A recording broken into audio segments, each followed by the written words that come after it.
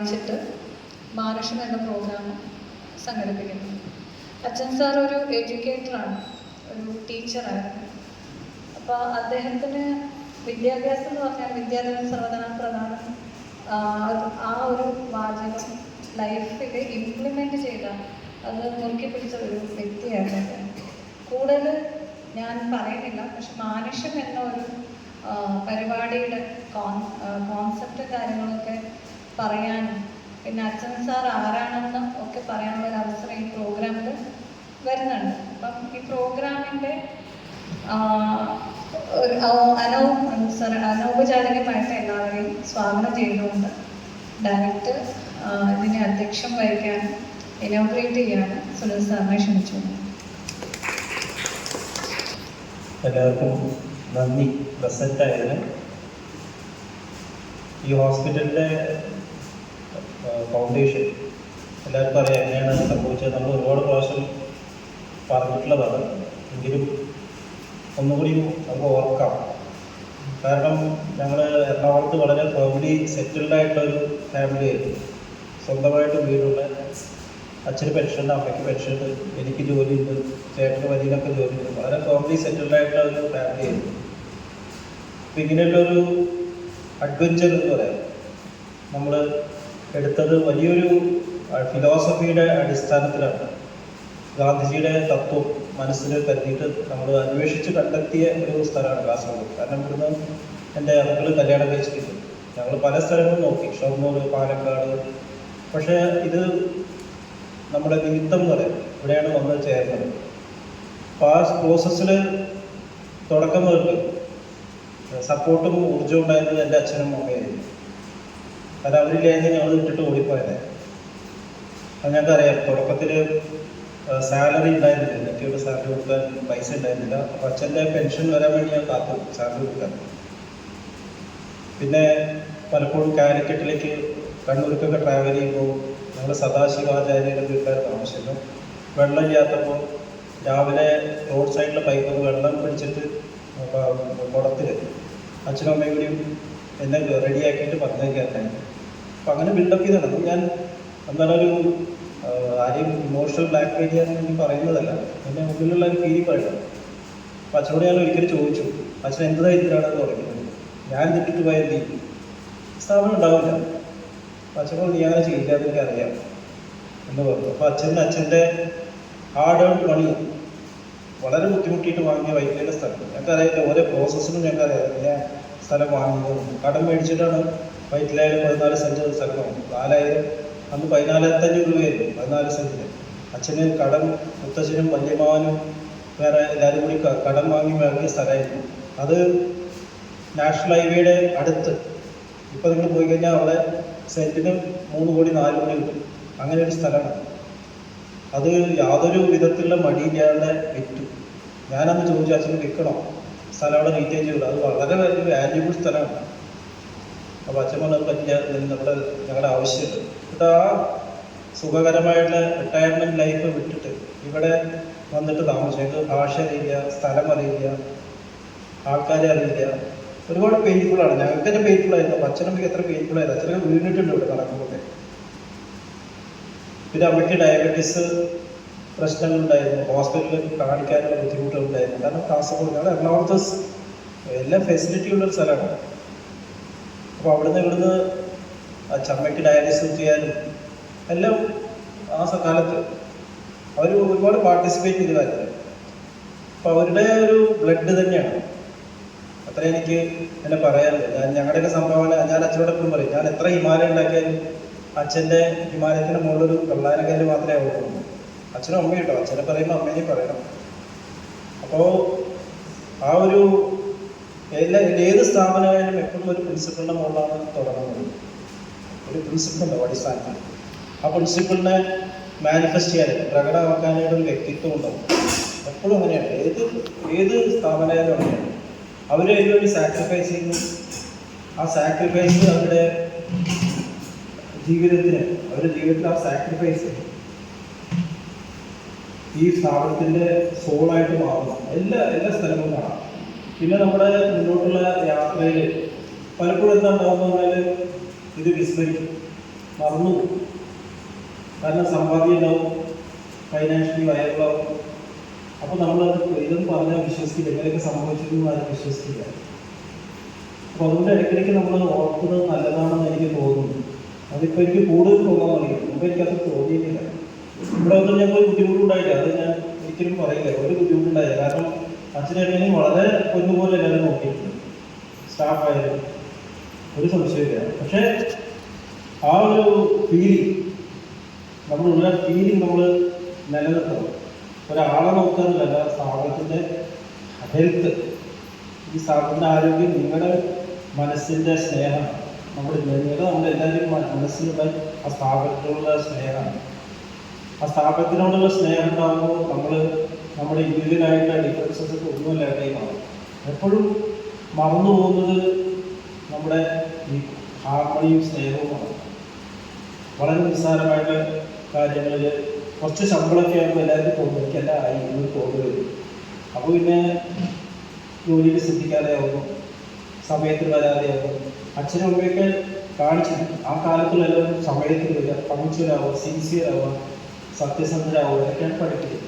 അപ്പോൾ അതൊക്കെ ഇനി നമുക്ക് ഓർമ്മക്ക് തിരിച്ചെടുക്കേണ്ട കാര്യം. നമ്മുടെ സാധനം അങ്ങനെയാണ് വളരേണ്ടതാണ് എൻ്റെ മനസ്സിൽ കാണുന്നത്. അപ്പോൾ അത് കൂടുതൽ കൂടുതൽ ആവശ്യം വരുന്ന ഒരു സമയമായി തുടങ്ങിയിട്ടുണ്ട്. കാരണം നമ്മുടെ സ്ഥാപനം വലുതാണോ, പല സ്ഥലത്തുനിന്നും ആൾക്കാർ വരുന്നുണ്ട്. അപ്പോൾ ഫ്യൂച്ചറിൽ ഓരോ കൊല്ലം കഴിയുന്നതും പലപ്പോഴും ഈ വരാൻ പോകുന്നത് ചിലപ്പോൾ എനിക്ക് നിങ്ങളെ എല്ലാവരും പരിചയമില്ലാതെ ഇപ്പം തന്നെ ചില ആൾക്കാർ ജോയിൻ ചെയ്ത് പോകുമ്പോൾ അങ്ങനെ ആളുണ്ടായിരുന്നതെന്ന് എനിക്കറിയില്ല, പേരറിയില്ല, പലരും പേര് എനിക്കിപ്പോൾ അറിയില്ല. ഞാൻ ചോദിക്കാൻ കാരണം ജോയിൻ ചെയ്തിട്ട് വർക്ക് ചെയ്യുന്ന എനിക്ക് മനസ്സിലാവുന്ന പേരൊന്നുമില്ല. ആ ഒരു സ്ഥിതിയിലേക്ക് പോയി തുടങ്ങി. അപ്പോൾ നമ്മൾ ഈ കൂട്ടായിട്ട് മീറ്റിംഗ്സ് ഒക്കെ വളരെ ഇമ്പോർട്ടൻ്റ് ആണ്. അതിനാണ് ഡെയിലി എഡ്യൂക്കേഷൻ. ഞാനൊരു വോയിസ് മെസ്സേജ് ഇട്ടുണ്ടായിരുന്നു, നിങ്ങൾക്കത് സീരിയസ് ആയിട്ട് എടുക്കണം ഞാൻ അഭ്യർത്ഥിക്കുന്നു. എനിക്കത് പോസ് ചെയ്യാൻ പറ്റില്ല, കാരണം ഇത് ഹോസ്പിറ്റലിൻ്റെ കൾച്ചറിൻ്റെ നമ്മുടെ ഒരു ഇതല്ല, അത് മനുഷ്യരില്ല. പക്ഷെ നിങ്ങൾ മനസ്സിലാക്കിയിട്ട് ജോയിൻ ചെയ്യാം. നിങ്ങളുടെ ഫാമിലിക്കും കുട്ടികൾക്കും ഒക്കെ നല്ലതാണ് അങ്ങനെ ചെയ്യുന്നത്. കുട്ടികൾ കണ്ടാണ് പഠിക്കാൻ പോകുന്നത്. നമ്മുടെ ജീവിതത്തിൽ കുട്ടികൾ നിങ്ങളെ കണ്ടിട്ടാണ് പഠിക്കാൻ പോകുന്നത്. അപ്പോൾ നമ്മളെത്ര സ്വാർത്ഥത കാണിക്കുന്ന കുട്ടികൾ അതിനേക്കാൾ 10 ഇരട്ടി സ്വാർത്ഥത കാണിക്കും. അപ്പോൾ അത് നമ്മൾ നിലനിർത്തി കൊണ്ടുപോകാനാണ് ഡെയിലി റിഫ്രഷൻസ്, സുദർശനം, ഓരോരോ പ്രോഗ്രാമുകൾ ഡിവൈസ് ചെയ്യുന്നത് ഈ ഒരു കാര്യം ഉറപ്പിക്കാനാണ്. നമ്മുടെ മാനുഷം അങ്ങനെയുള്ള ഒരു കാര്യം. മനുഷ്യൻ എന്ന് പറഞ്ഞാൽ അവരുടെ ആളെ ഉറക്കുന്നതല്ല, നമ്മുടെ ആത്മാവിനെ നിലനിർത്തുന്നത്. ആത്മാവ് പോയിക്കഴിഞ്ഞാൽ പിന്നെ സ്ഥാപനമുള്ളൂ. അത് ഞാൻ നമ്മൾ മെസ്സേജ്, സ്ഥാപനത്തിന് നമ്മുടെ ആവശ്യമില്ല, എന്നെ ആവശ്യമില്ല, നിങ്ങളുടെ ആവശ്യമില്ല. സ്ഥാപനം വളരും, പക്ഷേ നമ്മൾ വളരും. നമ്മളതിൽ ചെറുതായി പോകും. അങ്ങനെ സംഭവിക്കാൻ പാടില്ല എന്നുള്ളതാണ് ഏറ്റവും പ്രധാനപ്പെട്ട കാര്യം. ആവശ്യം അതിൽ ഉദ്ദേശിച്ച പേരാണ്. നമ്മളിങ്ങനെ ഒറേഷൻ പ്രോഗ്രാം, ഒരു ടോപ്പിക് അച്ഛൻ അല്ല അന്നത്തെ കാലത്ത് ഗാന്ധിയൻ ഫിലോസഫീസിലുള്ള വാല്യൂസിനെ മാനിഫെസ്റ്റ് ചെയ്യുന്ന ആൾക്കാർ ലോകത്തുണ്ട്. അവരെ കണ്ടെത്തിയിട്ട് അതിനെക്കുറിച്ച് സംസാരിക്കുക, അടുത്ത ആൾക്കാരെ ലോകം കാണട്ടെ. അങ്ങനെ ആൾക്കാരൊക്കെ ലോകത്തുണ്ട്. നമ്മൾ വിചാരിക്കുന്ന ആരുമില്ല, അങ്ങനത്തെ ആൾക്കാരുണ്ട്. അങ്ങനത്തെ ആൾക്കാരെ നമ്മൾ ഇവിടെ കൊണ്ടുവരാൻ ഇൻവൈറ്റ് ചെയ്ത് കൊണ്ടുവരും. അല്ലാതെ വെറുതെ വാർത്താനം പറയുന്ന ആൾക്കാരെല്ലാം നമ്മൾ കൊണ്ടുവരുന്നത് സെലക്ട് ചെയ്തിട്ടുള്ള ഒറേറ്റേഴ്സിനെ മാത്രമേ നമ്മൾ കൊണ്ടുവരും. അതിൽ പങ്കെടുക്കുന്നവർ അങ്ങനത്തെ ആൾക്കാർ ശരിക്കും താല്പര്യമുള്ളൊരു ആൾക്കാർ വരേണ്ട ആവശ്യമുണ്ട്. കേട്ടിട്ട് മറക്കേണ്ടതല്ല, ജീവിതത്തിൽ ഇതൊക്കെ പ്രാധാന്യമുണ്ട്. AI ഒക്കെ കൂടി വരുമ്പോൾ, ആർട്ടിഫിഷ്യൽ ഇൻ്റലിജൻസ് കൂടുമ്പോൾ നമ്മൾ അങ്ങോട്ട് പറയുന്നതിന് ഇങ്ങോട്ട് അതിനെ 10 ഇരട്ടി കാണിച്ചെന്നാണ് ChatGPT. ഞാൻ സൂസൈഡ് ടെൻഡൻസി ഉള്ള ഒരാളാണെങ്കിൽ ആത്മഹത്യയെ കുറിച്ചിട്ട് ChatGPT ചോദിച്ചാൽ ChatGPT എന്താ പറയാതെ ആത്മഹത്യ തന്നെയാണ് നിങ്ങൾക്ക് ഏറ്റവും നല്ല വഴി. കാരണം നമ്മളതിന് കൊടുത്ത സജഷനാണ്. അങ്ങനെയാണ് കുട്ടികളുടെ ആത്മഹത്യ. AI ബുദ്ധിയില്ല, നമ്മൾ കൊടുക്കുന്ന നിർമ്മിത ബുദ്ധി, നമ്മൾ കൊടുക്കുന്ന ബുദ്ധി എഴുതുന്നത്. അപ്പോൾ ഇതൊക്കെ നമ്മളെക്കാൾ വലുതാണെന്ന് തെറ്റിദ്ധരിക്കുന്ന ഒരു കാലഘട്ടമാണ്. മനുഷ്യരെപ്പോഴും മെഷീനേക്കാൾ വലുതാണ് എന്ന് ഞാനിപ്പോഴും വിശ്വസിക്കുന്നു.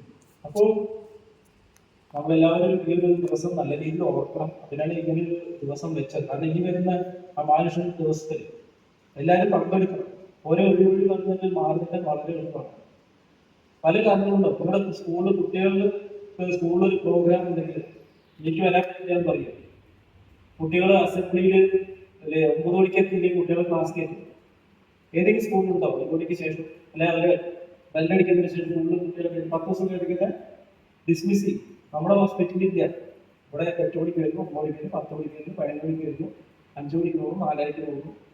ഇതൊക്കെ അച്ഛനെ ഹൃദയത്തിൽ വേദനിപ്പിക്കുന്ന കാര്യങ്ങളാണ്. അതൊക്കെ നമ്മൾ പ്രോഗ്രാംസ് നമ്മൾ കൂടുതൽ നമ്മൾ എത്രയും കാലം എത്ര വർക്ക് ചെയ്യണം, വർക്കും നമ്മൾ ഇമ്പ്രൂവ് ചെയ്യാൻ സാധിക്കുന്നത് വർക്കാനും കുടുംബത്തിനും നന്മ നൽകണം. രണ്ട് സ്ഥലങ്ങൾ ചെയ്യുന്നത്, ഒന്ന് കുടുംബം, ജോലി. ഇടയിലുള്ള സ്ഥലങ്ങൾ ഇതിനെ ഹെൽപ്പ് ചെയ്യുന്ന കാര്യങ്ങളായിരിക്കും. വഴി ഹോസ്പിറ്റലിൽ നിന്ന് വീട്ടിൽ പോകുന്നതിന് ഒരു 10 ആളെ കണ്ടിട്ട് പോയി വീട്ടിൽ പോയി വേണ്ടാത്തത്, വീട്ടിൽ നിന്ന് ഹോസ്പിറ്റലിൽ വരുമ്പോൾ 10 ആളിന് സംസാരിച്ച് ഇവിടെ വരുന്നു വേണ്ടാത്ത കാര്യങ്ങൾ. ജോലിയിൽ വരിക, ജോലി ചെയ്യാൻ, തിരിച്ചു പോകാൻ, വീട്ടിൽ പോകാൻ, വീട്ടിലെ കാര്യങ്ങൾ നോക്കുക, അതിനെ ഹെൽപ്പ് ചെയ്യുന്ന കാര്യങ്ങൾ നമ്മൾ ഇത് സുഖകരമാണ്. അപ്പൊ ഇത് സീരിയസ് ആയി എടുക്കണം. ഇത് പറയാൻ ചിലപ്പോൾ നമുക്ക് ഞാൻ തന്നെ ഉണ്ടാവില്ല, പറയാൻ പറ്റില്ല, ഫ്യൂച്ചർ എങ്ങനെ ഉണ്ടാവും അത് പറയാൻ നമ്മൾ ഉണ്ടാവില്ല. അവിടെ ഞാൻ റെക്കോർഡ് ചെയ്യാൻ പറയും.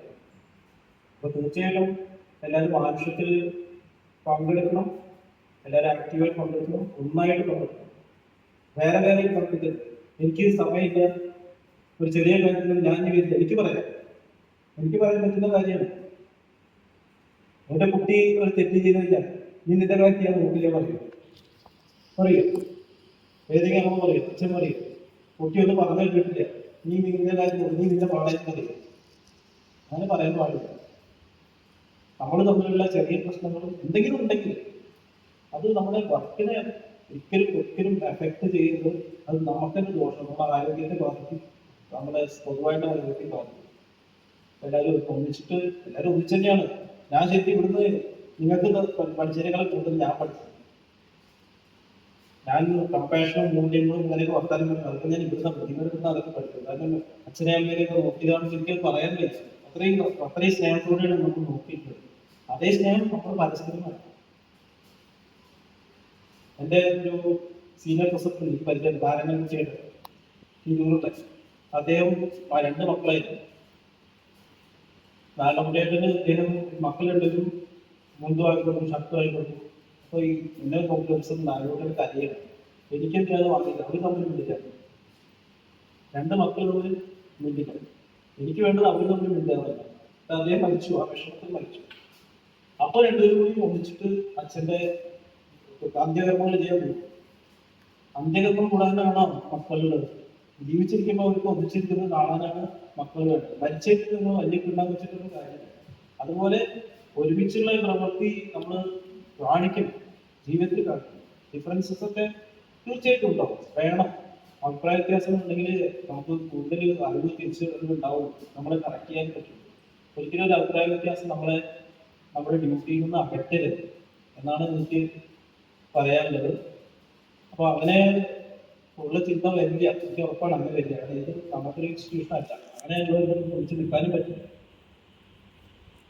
ഇപ്പൊ എന്തെങ്കിലും വിഷമങ്ങൾ അതിനെ അനുഭവിക്കുന്നെങ്കിൽ ഈ ഒരു ഉള്ളിലുള്ള നമ്മുടെ ഉള്ള സ്വാർത്ഥത സെൽഫിഷ്നസ് കൊണ്ട് ഉണ്ടാവുന്ന പ്രശ്നങ്ങൾ മാത്രമേ നമ്മളെ അത്രയും നിർബന്ധമായിട്ട് എല്ലാവരും അറ്റൻഡ് ചെയ്യണം എന്ന് പറഞ്ഞത്. ആളുകൾക്ക് എല്ലാവർക്കും പറ്റും. എനിക്കൊന്നും വയ്യ, ഞങ്ങളൊന്നും കഴിഞ്ഞ 5-8 പരീക്ഷ ഉറങ്ങിയിട്ടില്ല. ഇത് വളരെ ഇമ്പോർട്ടൻ്റ് ആയിട്ട് ഒരുപക്ഷെ ആവശ്യത്തിനേക്കാളും ഇമ്പോർട്ടൻ്റ് പ്രോഗ്രാം ഈ പ്രോഗ്രാമാണ്. ഓക്കെ, ഇപ്പൊ എല്ലാവരെയും വളരെ സന്തോഷത്തോടു കൂടിയിട്ട് നിങ്ങൾ വന്നതിൽ വളരെ സന്തോഷം. എല്ലാവരും ആത്മാർത്ഥമായിട്ട് പങ്കെടുക്കണം. Thank you.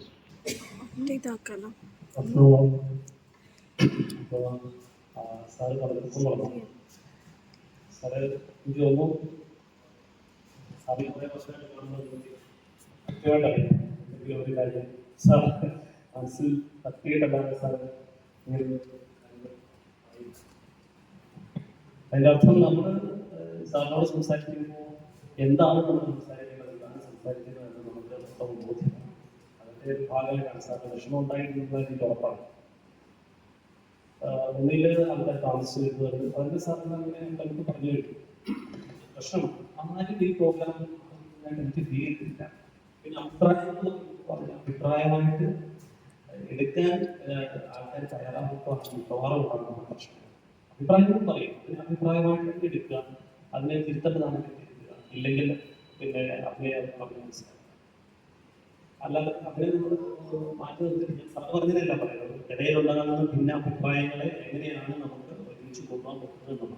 നാളിതുവരെ എങ്ങനെയാണ് KGM പോയിരിക്കുന്നത്. അഭിപ്രായ വ്യത്യാസം ആൾക്കാർക്ക് ഓരോ പ്രോഗ്രാം നടത്തുമ്പോഴും ചില അഭിപ്രായ വ്യത്യാസങ്ങൾ അവരതിനെ അഭിപ്രായ വ്യത്യാസമായിട്ടാണ് നമ്മളതിൻ്റെ വാക്ക് എങ്ങനെയാണ് അഭിപ്രായ വ്യത്യാസം അതിനെന്താണ് അവരതിനോട് ശ്രദ്ധയും ഇല്ലേ. അഭിപ്രായ വ്യത്യാസമുള്ളത് ഞാൻ പല കാര്യങ്ങൾക്കും അഭിപ്രായ വ്യത്യാസം രേഖപ്പെടുത്തിയ ആളാണ്. പക്ഷെ ആ പ്രോഗ്രാമിന്റെ വിജയത്തിന് എല്ലാവരും ഒരുമിച്ചാണ് നിൽക്കുന്നത്. ഇതുവരെയുള്ള ആളുകളെല്ലാം അങ്ങനെ തന്നെയായിരുന്നു. അപ്പൊ അതുകൊണ്ട് ഒരു മീറ്റിംഗ് കൂടിയില്ല അല്ലെങ്കിൽ അതിന്റെ ഒരു കാര്യം അവതരിപ്പിച്ചിട്ടില്ല എന്നൊക്കെ പറയുമ്പോൾ അത് അങ്ങനെ കാണുന്നു. അല്ലാതെ അത് ഇത്ര നാമൊന്നും ആംശവും എല്ലാ പ്രോഗ്രാമും അങ്ങനെ അങ്ങനെ ഒരു അഭിപ്രായമാണ് ഞാൻ അതിനെ പോസിറ്റീവായിട്ട് എടുത്തിട്ട് മനസ്സിലാക്കാനുള്ളത്. മനോഭാവം നമ്മൾ കാണിക്കണം, പ്രത്യേകിച്ച് മാനേജ്മെന്റിൽ ഇരിക്കുന്ന ആൾക്കാർ അതിനെ നമ്മൾ അവതരിപ്പിക്കാനായിട്ട് പിന്നെ ഈ ഒരു മാനുഷ്യം എന്നുള്ള പ്രോഗ്രാം സാറ് ഈ ഇങ്ങനെ ഒരു കാര്യം നമ്മൾ പറയുമ്പോൾ അച്ഛൻ സാറിന്റെ ബർത്ത്ഡേ നമുക്ക് അച്ഛൻ സാറിന്റെ യോഗത്തിന് ശേഷം നമ്മൾക്ക് ഇങ്ങനെ ഒരു വർഷം നമ്മളൊന്നും ചെയ്തില്ല. ഒരു വർഷം ചെയ്തില്ല. പിറ്റേ വർഷം നമ്മൾ ഇങ്ങനെ ഒരു കാര്യം തീരുമാനിച്ചപ്പോൾ സാറിനോട് നമുക്കൊരു പ്രോഗ്രാമായിട്ട് നടത്താറുണ്ട്. ഈ പ്രോഗ്രാമായിട്ട് നടത്തുമ്പോൾ ഇത് എന്തൊരു പ്രോഗ്രാമാണ് എന്നുള്ള കാര്യം സാറിന് ഉറപ്പുണ്ടായിരുന്നു. അത് ഇങ്ങനെയായിരിക്കണം, ഒരു അക്കാഡമിക് പ്രോഗ്രാം ആയിരിക്കണം. എഡ്യൂക്കേഷനുമായിട്ട് ബന്ധപ്പെട്ട് അച്ഛന് ബർത്ത്ഡേക്ക് ഇവിടെ നടക്കുമ്പോൾ പ്രധാനപ്പെട്ട ആൾക്കാർ ഏറ്റവും മികച്ച ആൾക്കാർ സാറ് പറഞ്ഞതുപോലെ ഏറ്റവും മികച്ച ആൾക്കാരെ കൊണ്ടുവന്നത് മികച്ച രീതിയിൽ ഫൊറേഷൻ എന്ന വാക്കിന് പ്രസംഗമൊന്നും എടുക്കണം, നല്ല പ്രസംഗമാണ്. അപ്പൊ ഇവിടെ അക്കാഡമിക് എന്നുള്ള വാക്കിന്റെ അർത്ഥം എപ്പോഴും പ്രാക്ടിക്കൽ എന്നുള്ളതാണ്. അക്കാഡമിക് എന്ന് പറയുമ്പോൾ തിയറിറ്റിക്കലാണ്, അല്ലേ? ശരി, തിയറിറ്റിക്കലാണ്. അപ്പം നമുക്ക് ആൾക്കാരെ നമ്മൾ കേൾക്കുന്നത് അത് പ്രാവർത്തികമാക്കുന്ന സ്റ്റേജ് അടുത്തതാണ്. നമ്മൾ കേൾക്കുക എന്നുള്ളതാണ്, ബിസിനസ് ആവുക എന്നുള്ളതാണ്. അതുകൊണ്ടാണ് ഈ അക്കാഡമിക് ഒറേഷൻ എന്നുള്ളൊരു പേര് വന്നത്. അക്കാഡമിക് പ്രോഗ്രാം ആക്കി ഇതൊരു സ്റ്റേജാണ്, ഇതൊരു പ്ലാറ്റ്ഫോമാണ്. ഈ പ്ലാറ്റ്ഫോമിൽ മികച്ച ആൾക്കാർ ഈ സമൂഹത്തിന്റെ വിവിധ ഇടങ്ങളിൽ നിന്ന് മികച്ച ആൾക്കാരെ നമ്മൾ തന്നെ സെലക്ട് ചെയ്തിട്ടാണ് നമ്മളവരെ ക്ഷണിച്ച് അവരോട് പ്രോഗ്രാംസ് അവതരിപ്പിക്കുന്നത്. വിഷയം നമ്മൾ തന്നെയാണ് മിക്കവാറും അവർക്ക് മുമ്പിലേക്ക് ഈ രണ്ട് ഈ പ്രോഗ്രാമിലാണ് ഞാൻ ചെയ്തിരിക്കുന്നത്. അപ്പൊ ആ പ്രോഗ്രാമിന്റെ വിജയം എന്ന് പറയുന്നത് ഏറ്റവും മികച്ച ബിസിനസ്സായിട്ട് ആൾക്കാരില്ലെങ്കിൽ എത്ര മികച്ച പ്രാസംഗികരും എന്ത് ചെയ്യാൻ കഴിയില്ല, അവർ ഉദ്ദേശിക്കുന്ന ആർഭത്തിലേക്ക് പ്രസംഗത്തെ എത്തിക്കാൻ കഴിയില്ല. മികച്ച ബിസിനസ് എന്ന് പറയുമ്പോൾ എന്താണ്, അറ്റൻഷൻ എന്ന് പറയുന്നത് ഏറ്റവും അപകടമാണ്. നമ്മളിപ്പോൾ ഇവിടെ ഇരിക്കുന്ന ആൾക്ക് എന്നെ എങ്ങനെയാണ് കേൾക്കാൻ കഴിയുന്നത്, എന്റെ സൈഡിൽ ഇരിക്കുന്ന ആൾക്ക് കേൾക്കാൻ കഴിയില്ല. അതിനാൽ ഞാൻ നിങ്ങളോട് പറഞ്ഞു, ഇവിടെ ഇരുന്നപ്പോൾ ഞാൻ പറഞ്ഞത് എല്ലാവരും ഇവിടെ വരും. സാറിന് രണ്ട് സ്ഥലത്തേക്ക് നോക്കി പറയേണ്ടി വരും, അല്ലെങ്കിൽ ഇവിടെ നിൽക്കുന്ന ആൾക്ക് രണ്ട് അറ്റൻഷൻ കൊടുക്കും. ഇതാകുമ്പോൾ എനിക്ക് എല്ലാവരുടെയും മുഖം കാണാം, നിങ്ങൾക്ക് എല്ലാവർക്കും എല്ലാം മുഖം കാണാം.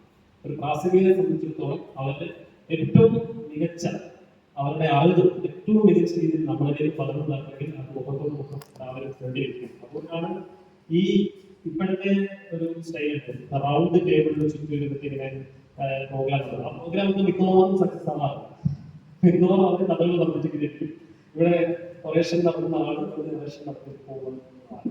അപ്പൊ അങ്ങനെയല്ല, നമ്മുടെ അറ്റൻഷൻ കൃത്യമായി വിഷയങ്ങളെ കുറിച്ച് നമ്മൾ മുൻകൂട്ടി ചർച്ച ചെയ്ത് നമ്മൾ കൊടുക്കുന്ന വിഷയമാണ്. നമുക്ക് ഈ വിഷയത്തെ കുറിച്ച് കൃത്യമായി അറിവുണ്ട്. വിഷയത്തെ കുറിച്ച് അറിവിന്റെ പ്രശ്നം നമ്മൾ അങ്ങനെ ക്ലാസ് എന്താണ് എന്നുള്ള വിഷയത്തെ കുറിച്ച് നമ്മൾ ഇതിന് മുമ്പേ ക്ലാസ് എടുക്കി അതിനെ കുറിച്ച് നാളെ നമ്മുടെ മുമ്പിൽ പ്രസംഗിക്കുമ്പോൾ അതിൽ കൂടുതൽ മുഴുകിയിരിക്കാൻ നമുക്ക് കഴിയും. അതിന്റെ ഒരു പ്രാരംഭ ഘട്ടത്തിൽ നമുക്ക് പ്രാരംഭഘട്ടത്തിൽ നമ്മൾ എന്താണ് വിഷയം നമ്മുടെ പ്രോഗ്രാം അല്ലേ? അപ്പൊ നമുക്ക് ആ വിഷയം നമ്മൾ കൊടുത്ത വിഷയമാണ് അവതരിപ്പിക്കുന്നത്. അപ്പൊ ആ വിഷയത്തിനെ കുറിച്ച് നമുക്ക് കൂടുതൽ അറിവ് കിട്ടുക എന്നുള്ളതല്ല.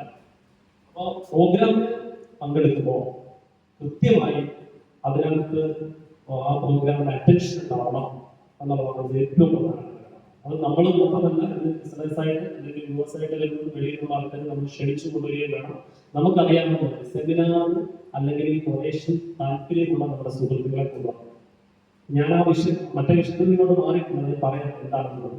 ഇപ്പൊ ഇതിൽ കൊണ്ടുവരിക എന്നുള്ളത്, അതായത് സെമിനാറുകൾ അറ്റൻഡ് ചെയ്യാൻ താല്പര്യമുള്ള ഈ വിഷയത്തിൽ സ്പിരിച്വാലിറ്റി എന്ന വിഷയത്തിൽ ഉള്ളത്, അതുപോലെ തന്നെ ബിസിനസ്, മികച്ചൊരു ബിസിനസ്മാൻ ആണ് നിങ്ങളോട് ഈ ഒരു വിഷയത്തിൽ സംസാരിക്കും. ഇപ്പൊ ബിസിനസ് സ്പിരിച്വാലിറ്റി അപ്പൊ അത് വലിയൊരു കാഴ്ചപ്പാടാണ്. നമുക്ക് അതിനെ ഒരു സാമാന്യ അർത്ഥത്തിൽ സാമാന്യ ബോധത്തിൽ നമുക്കത് മനസ്സിലാക്കാൻ ബുദ്ധിമുട്ടാണ്.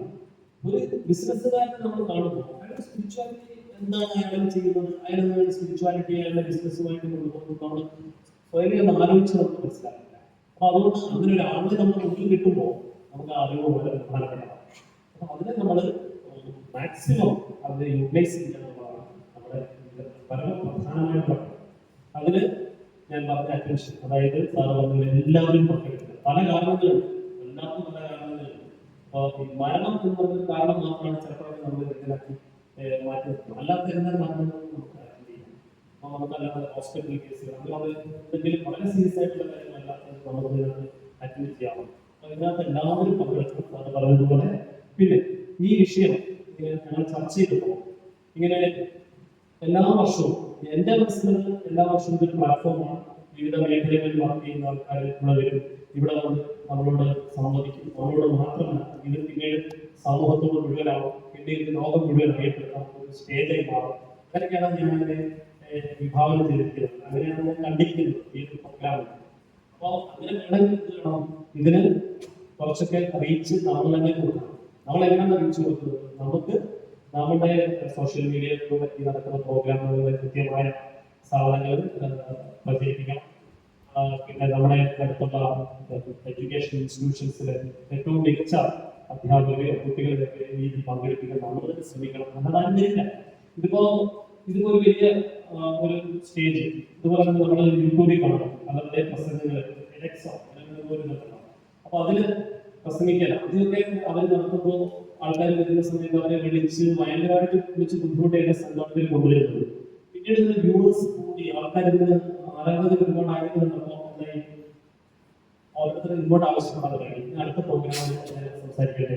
അപ്പൊ അതുപോലെ മികച്ച ആൾക്കാർ ഇങ്ങോട്ടേക്ക് നമ്മുടെ സ്റ്റേറ്റിലേക്ക് ആകർഷിക്കത്തക്കതായിട്ടുള്ള ഒരു അറേഞ്ച്മെന്റ്സ്, അതായത് വ്യൂവേഴ്സ് ഉൾപ്പെടെ ഇതിന്റെ സർക്കുലേഷൻ അങ്ങനെയുള്ള കാര്യങ്ങളൊക്കെ മികച്ച ആളുകൾ. ഇപ്പൊ നമ്മൾ ശൈശവ ദിശയാണ് 3-ാം വർഷമായിട്ടുണ്ട്. വരുന്ന വർഷം കഴിഞ്ഞ വർഷം നമ്മൾ നടത്തിയപ്പോൾ അതിന്റെ പോരായ്മകൾ എന്തൊക്കെയായിരുന്നു നമ്മൾ ചർച്ച ചെയ്തത് ഈ പ്രോഗ്രാം കഴിഞ്ഞതിന് ശേഷം. ആ പോരായ്മകൾ ഈ പ്രാവശ്യം നികത്താൻ നമുക്ക് പറ്റുന്നുണ്ടോ എന്നുള്ളത് ഈ പ്രോഗ്രാം കഴിഞ്ഞിട്ട് നമുക്ക് വീണ്ടും ചർച്ച ചെയ്യണം. അങ്ങനെ എങ്കിൽ മാത്രമേ ഓരോ വർഷവും ഇത് മികച്ച പ്രോഗ്രാമായിട്ട് പ്രവർത്തിക്കും. അച്ഛൻ സാറിനോട് നമ്മൾ കാണിക്കുന്ന ഏറ്റവും വലിയ ആഗ്രഹം, നമുക്ക് ആദരവുണ്ട്. അതുപോലെ തന്നെ സാറ് ജീവിച്ചിരിക്കെ സാറിന് ഒരുപാട് ശിഷ്യഗണങ്ങളുള്ള ഒരാളാണ്, ഒരുപാട് ശിഷ്യഗണമുള്ളതാണ്. അപ്പൊ അവരൊക്കെ പ്രേരിപ്പിച്ചിട്ട് അവരൊക്കെ ഈ പ്രോഗ്രാമിലേക്ക് എത്തണം. അതാണ് നമുക്ക് ഇൻവിറ്റേഷൻ അറിയാവുന്ന ടൈം. പക്ഷെ കുറെ കാലം കഴിയുമ്പോൾ നമ്മുടെ പ്രോഗ്രാം ഈ പ്രോഗ്രാം സാറിന്റെ ഒരു വലിയൊരു അക്കാഡമിക് വേർഷനാണ്. അവിടെ ഓണം എന്ന് വിചാരിച്ച് അവരൊക്കെ തേടിയിരിക്കുന്ന ഒരു അവസ്ഥയിലേക്ക് ഇതിന്റെ പ്രചാരണം. അതാണ് ഇത് പറയുന്നത്. എല്ലാവരും നമ്മൾ സ്വന്തം സെക്രട്ടറിയേറ്റ് ഞാനിവിടെ എല്ലാവരും ചെയ്യുന്നത് പോസ്റ്റ് ഇടുന്നുണ്ട്. അപ്പൊ അതുപോലെ ഈ പ്രോഗ്രാമുകളുടെ നമ്മുടെ വ്യൂവേഴ്സ് ഈ പ്രോഗ്രാമുകളുടെ റിലീസായിട്ട് ഇടണം.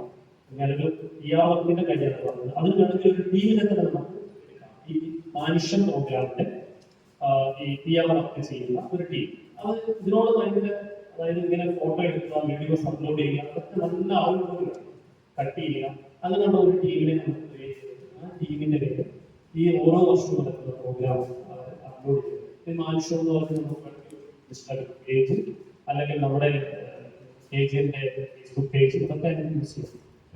അപ്പൊ ഞാനത് പറഞ്ഞു വന്നത് ഈ ഒരു പ്ലാറ്റ്ഫോം എന്ന് പറയുന്നത് അത്രയും വലിയൊരു പ്ലാറ്റ്ഫോമാണ്. ഇത് നാളെ ഇവിടെ ഇരിക്കുന്ന പലരും വിഷയം അവതരിപ്പിക്കാൻ പ്രാപ്തരായിട്ട് ഇതിനകത്ത് നിന്ന് ഒരു വിഷയം അവതരിപ്പിക്കണം എന്ന ആഗ്രഹം കൂടി ഇതിന്റെ പിന്നിലുണ്ട്. വെളിയിൽ വരുന്നവർ മാത്രമല്ല, ഇതിനകത്ത് 3 സെഷൻ 4 സെഷനാണ് നമ്മൾ ഉച്ചകൊണ്ട് തീർക്കുന്നത്. അപ്പോൾ ഓരോ പഠിക്കുന്നതുകൊണ്ട് നമ്മൾ 3 സെഷൻസ് ഏകദേശം തീർക്കുന്നത്. അതൊരു പക്ഷേ നമുക്കൊരു 4ാമത്തെ 5ാമത്തെ സെഷനിലേക്ക് വരും കാലത്തിൽ പോകാൻ പറ്റും. അപ്പൊ അതെന്താ വെച്ചാൽ നമ്മുടെ ഇടയിൽ നിന്നും ഒരാള് ഓരോരുത്തരും ചിലപ്പോൾ ഇവിടുന്ന് കഴിഞ്ഞ പോയിട്ടുള്ളവരായിരിക്കാം, ജോലി വേറെ സ്ഥലത്തേക്കുള്ളവരായിരിക്കാം, അവർക്കൊക്കെ അവസരങ്ങൾ വിഷയങ്ങൾ അവതരിപ്പിക്കാം. ഓക്കെ, ഇതാണ് ഈ ഒരു പ്രോഗ്രാമിന്റെ മാനുഷ്യം. ഈ വാക്കിന്റെ അർത്ഥം മാനുഷ്യം എന്ന വാക്ക് എടുക്കുമ്പോൾ ഞാൻ ശരിക്കും നിഘണ്ടുവിൽ നോക്കിയിട്ടാണ് നോക്കിയപ്പോൾ എനിക്ക് 2 വാക്കാണ് കിട്ടിയത്. ഒന്ന് മനുഷ്യവും പിന്നൊന്ന് മാനുഷ്യവും. അപ്പൊ മനുഷ്യം എന്ന് പറഞ്ഞത് നല്ല മനുഷ്യൻ എന്ന വാക്കാണ്, നല്ല മനുഷ്യൻ.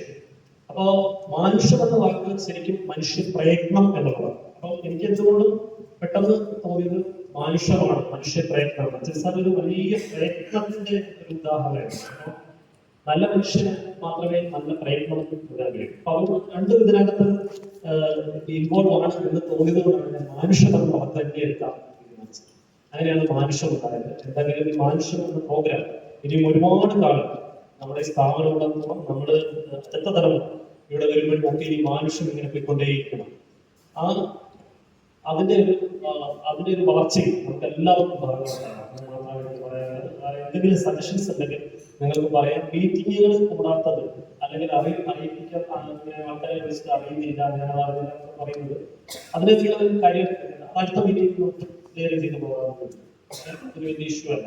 അപ്പൊ ഞാനത് അറിഞ്ഞില്ല, പലരും അറിയില്ല, ഇൻഡിവിജ്വലി ഞാനത് അറിഞ്ഞില്ല. അത് അറിയുന്ന സമയത്ത് നമ്മൾ അതിനെ പോസിറ്റീവായിട്ട് എല്ലാവരെയും നമുക്ക് എപ്പോഴും മീറ്റിങ്ങുകൾ എല്ലാം കൂടാൻ കഴിയില്ല. പക്ഷെ എപ്പോഴും മീറ്റിംഗ് കൂടുന്നതാണ് നല്ലത്. എനിക്കൊന്ന് പണ്ട് ഞാൻ PhD ചെയ്യുന്ന സമയത്ത് ഒരുതരം മീറ്റിങ്ങുകളുണ്ടായിരുന്നു, HR നോക്കിയെടുക്കുന്നുണ്ടായിരുന്നു അല്ലെ.